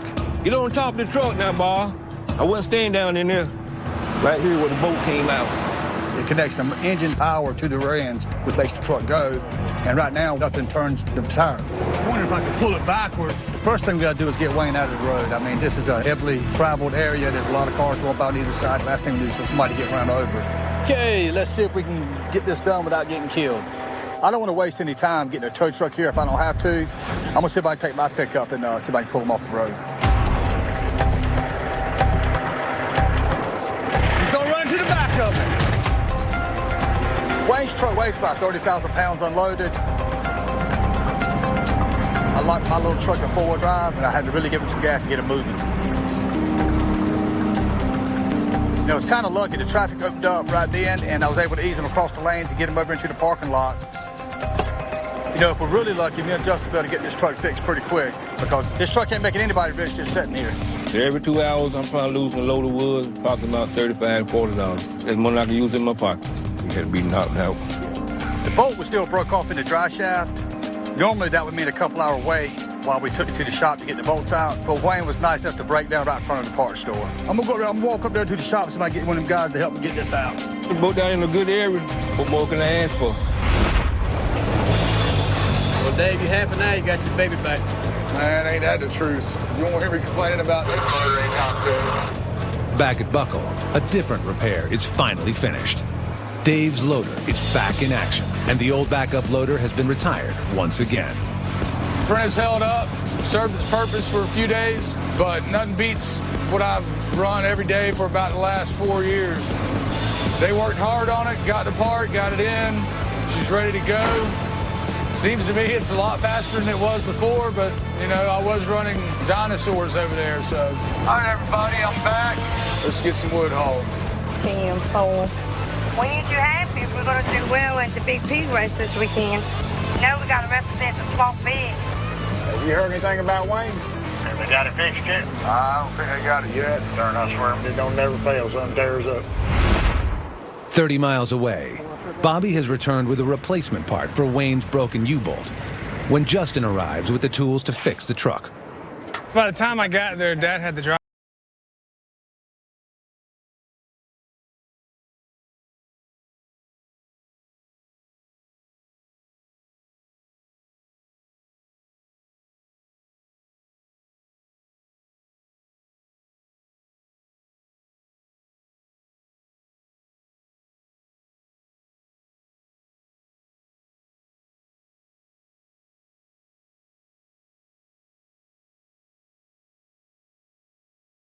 If it gets hot, it's going to be nice. All right, snug them up and we're done. Let's go get another load of wood. Got the broke bolt out and got a dry shaft back in there. This still cost us $400 or $500. He's fixing to pull out right now, so hopefully he can get a few more loads in today before the day's out. Wayne's breakdown cost him at least 2 loads, and with logs still in short supply, the crew at Buckle expect to finish the day with only 11 loads. Meanwhile, Simitrio makes short work of the few remaining trees to cut here and heads in, ready for his next assignment. We've got about a week and a half of wood here on the ground to pull, but I've got to get Simitrio over to the next track to start cutting on it. Simitrio needs a 4-day head start on the rest of the crew to clear a deck and lay down a log road so the tractors won't sink into the swamp. Rosses will come out from Corbin to show us our new track. Hopefully they're not moving this to a pulpwood track because that won't help us a bit. What's up? What's up, my man? Hey. How y'all doing? How you doing? Doing good. Hey, Ross. Hey, Simitrio. You got something to show us? It's decent. Decent. About 30 miles southwest of Wilmington. How long will it take us to get from here? 45 minutes. Further than here? Oh, we can't cut that. The first strike against us is the location. It's going to be a long drive for the men to get there, and it's going to be a long ways for the trucks to haul to the mill. Tracks on Lockwood Folly. It's tidal. Second strike is we're supposed to be going somewhere by the ocean. I'm trying to think. I don't remember of any good wood I've ever seen grow by the ocean. It's got to have logs. Got to have logs. It's got a blend of everything. All right. We'll go look at it. The new site, called the Lennon Tract, is a 50-minute drive one way from the pulp mill and just 10 miles up the river from the Atlantic Ocean. I did not have a good feeling about this one. The hour and 50-minute ride getting there didn't help any. Right, see, right through here. Right through here. Keep your eye on the ground. Nice. On the ground. Y'all stomp good and now get the snakes out of the way. Get the snakes out of the way. The Lennon Tract here is 150 acres. And there's probably running 3 loads an acre. So all the trees was like that one. Oh, watch out, boy. Oh. Cottonmouth right there. You just walk right by. Native here. Yeah, see him right there? See it? Yep, see him? This place is infested with cottonmouths. A cottonmouth is a poisonous snake. He's very aggressive, very territorial. Watch out. Let's get on over here out of the way. Don't mess with us. We'll try not to mess with you. This is a dangerous track. We wet. It's wet. I think it's low tide right now. We're close enough to the ocean that the ocean tide actually backs up into the rivers. The water fluctuates with the tide, and the track never dries. The closer you get to the creek, of course, the higher the water's going to be at high tide. This in here probably comes up, probably 4 or 5 inches. Yes, pure mud. I don't hit the bottom. It's going to be a tough track, but what we got to figure out is if we can do it and make a profit out of it. What do you think so far? We need more logs than what we're seeing right here. What I don't like is most of these things ash. Yeah, we got into a bunch of ash bushes, and ash is a hard, brittle wood, and if it ain't great big wood, it'll break up little pieces, and it doesn't do good on the shovel roads. Without solid wood to support the weight of Bobby's heavy equipment on the shovel road, the tractors could sink irretrievably into the bottomless swamp. Kind of soft. It scares me to death, really, because I know what can happen is you get a piece of equipment out there and it goes down far enough you can't see it. And no track, this 150 acres is worth the oldest tractor I got. I think it's getting ready to rain. Let's get out of here before it comes. This is a track that is worth cutting, but it's just not worth cutting right now with the pulp mill, not wanting any pulp wood. Well, I wouldn't turn this track away if we could get rid of the pulp wood right now. But being the fact that, the situation we're in and we don't know how the mill's going to fire back up when it does fire back up, I don't think I'm ready to say yes to this yet, Ross. Hopefully Ross can come up with a better location, because right now I'm afraid this is going to be a money pit. Today, 59% of all land in North Carolina, or 18.5 million acres, is available to produce timber. Of that total, 247,000 acres are logged every year. Once the mature trees on a tract are harvested, tree seedlings will be replanted on the tract to renew the forest.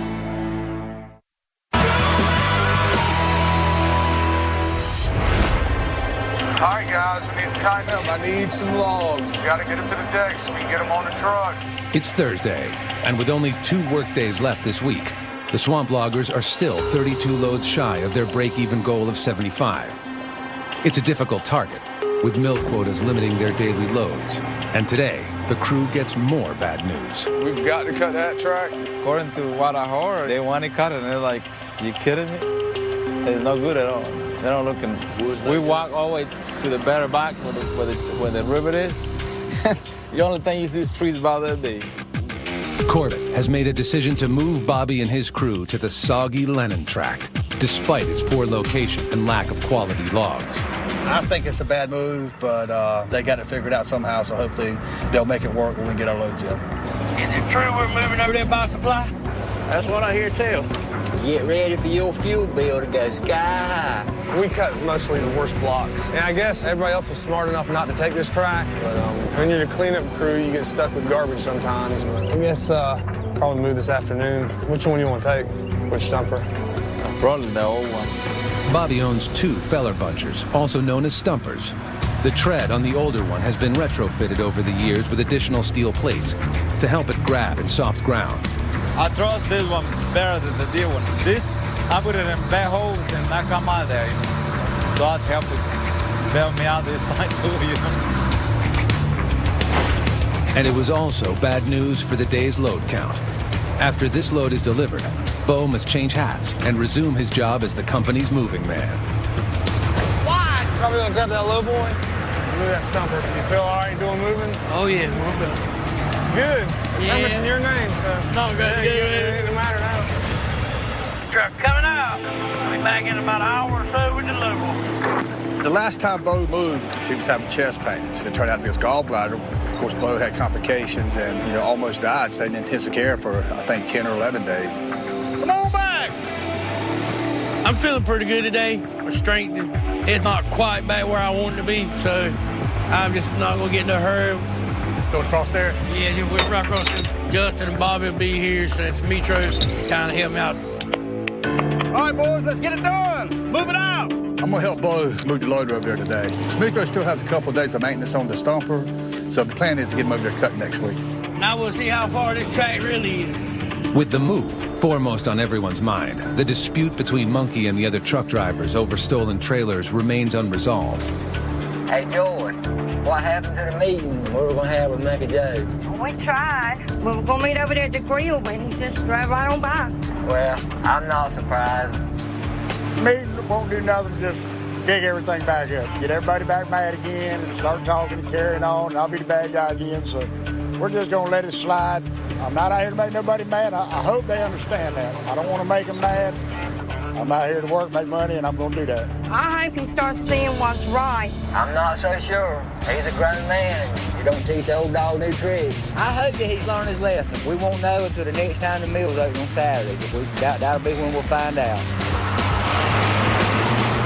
After an hour and a half on the road, Bo and Bobby finally arrive at the Lennon tract with the stumper. Hey, how many miles you get down here? I'll check it. 62. I knew it was going to be further than what it should be. How far do you think we got to the mill? About 42. Ross said 30 miles. Huh? How's he going? Daggone if I know. I'm going to take Smith's tractor and kind of beat around these bushes up here, trying to find some good flat land to put the deck on. I hope behind that little shadow right there, I hope there's a lot more than what I'm looking at. So if it don't, they had really suckered Bobby in on this deal. It's going to be hard for him to make it. Not you got 5 hungry truck drivers. It's going to be riding hard to get 3 or 4 loads of Dave down here back to the mill. It don't look none too promising to me right now. Even with the feller moved, Bobby's crew managed to deliver 15 loads to the mill. But after a long drive home, Bo is not entirely through with logging for the day. He's hired a small crew to clear some trees behind his boyhood home in order to defray expenses from his recent hospitalization. I hate to see these trees go. They are about as old as I am. But you got to do what you got to do. It's about 8 acres altogether. We're figuring about between 15 20 loads of wood off of it. Y'all about to wind it up, ain't you? How much more y'all got in here? About another day.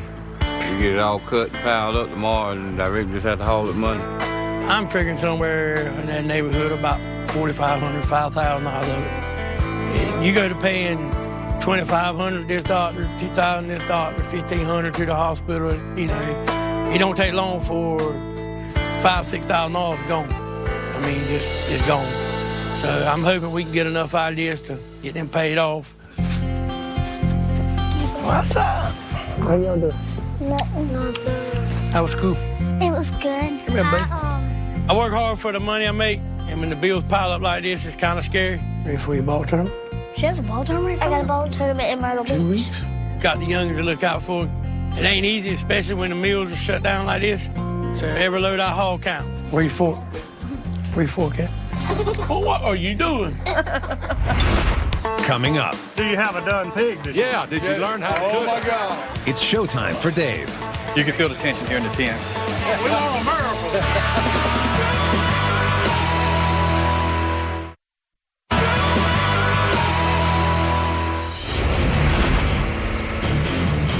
All right, guys, I know it's going to be hard to do, but we need 17 loads today.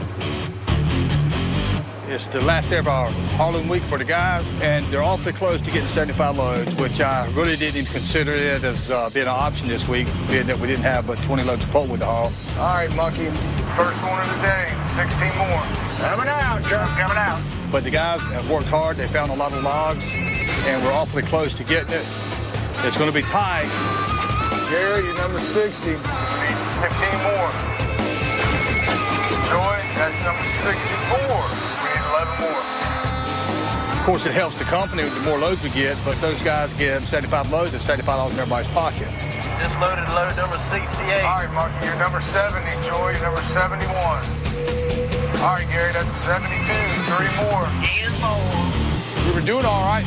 By the end of the day, we were sitting on 73, but there wasn't a truck in sight. I'd love to see Wayne, Gary, anybody, I don't care who it is, coming around the corner. Come to find out, they were all delivering their last loads and heading to the house. Well, guys, we tried our best. We're going to get them next week. It was really disappointing. I really wanted to have some momentum going into this big roast this weekend. Get it? 73. Is that counting the butt pile? Got 2 of them? That would make it, wouldn't it? I would dog. Please? We can put the butts in there to get 75. Really? Yeah. I can't believe we got that many loads anyway. As hard as the guys worked, you don't want to punish them for something they have no control over. I mean, You know, it's not their fault that we couldn't get the loads. It's just the mill's full of wood. They're on a shutdown, and they just wouldn't take the wood. So earlier this week, we loaded up a couple loads of butts. And normally we don't count them, but I told the guys I'll give them out to give them 75 loads. They deserve to get their bonus. Y'all worked hard. Instead of trying to make chicken salad out of chicken crab, we're just going to try to focus on the positive and get in behind Dave at the cook-off and see if we can't come back with a trophy tomorrow. All right, Dave, let's go cook us some pig. Hey, straight back. Keep on. Man, oh man.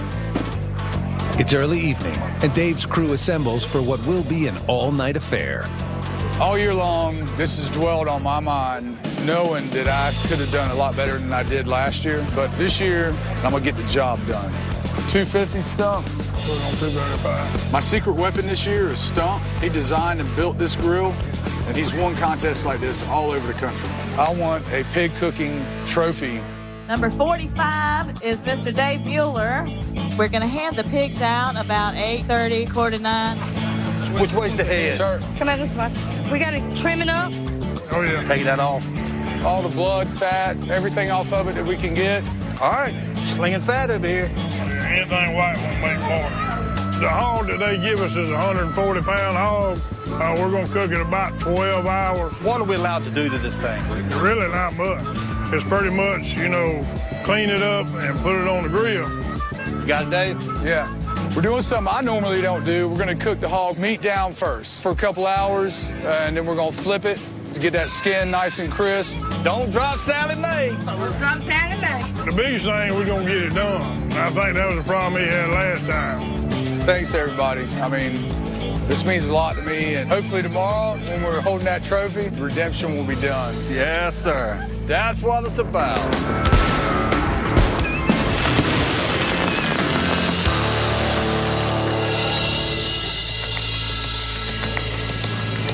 The pig is supposed to be around 200. You want it to be around 200 whenever they come around. Today we're judging 60 hogs that are cooked by professionals and non-professionals. Okay? Yes, well, the main thing you're looking for is the skin entirely crispy, the moisture of the pig. It's a good thing. Look at that. And is it tender? Thank you very much. Good job. Number 27. 190. I hear you. 190. Wow, the judges are right up the tent or two ahead of us, and it's really nerve-wracking. I just didn't feel like we were ready. Okay. Yes, sir. Let's see what they've learned. We choose to pass right now. We've got a request for a pass. We're going to try to single ourselves out by making them wait and come back around to us. So we got 45 more minutes. So we're playing mind games with the judges now. Do you have a done pig? Yeah. Did you learn how to cook? Oh, my God. Of course, they were smart asses, and they had to say something about me getting disqualified last year. I hope he's got a good shot at it, but you never know at these things. Perfect. It's done. As long as you don't get a DAL. Nobody wants a DAL. And that's dead ass last. Uh-oh. Here they come. Sure it's cooked. I'm positive it's done. No, they're getting fancy on the Charlotte. Yeah, I just We're at 190. Yeah, almost 200. And we're at 200 here. What are y'all? It might be cooked, Charlotte. Well, I jumped the first hurdle. Not getting disqualified, so...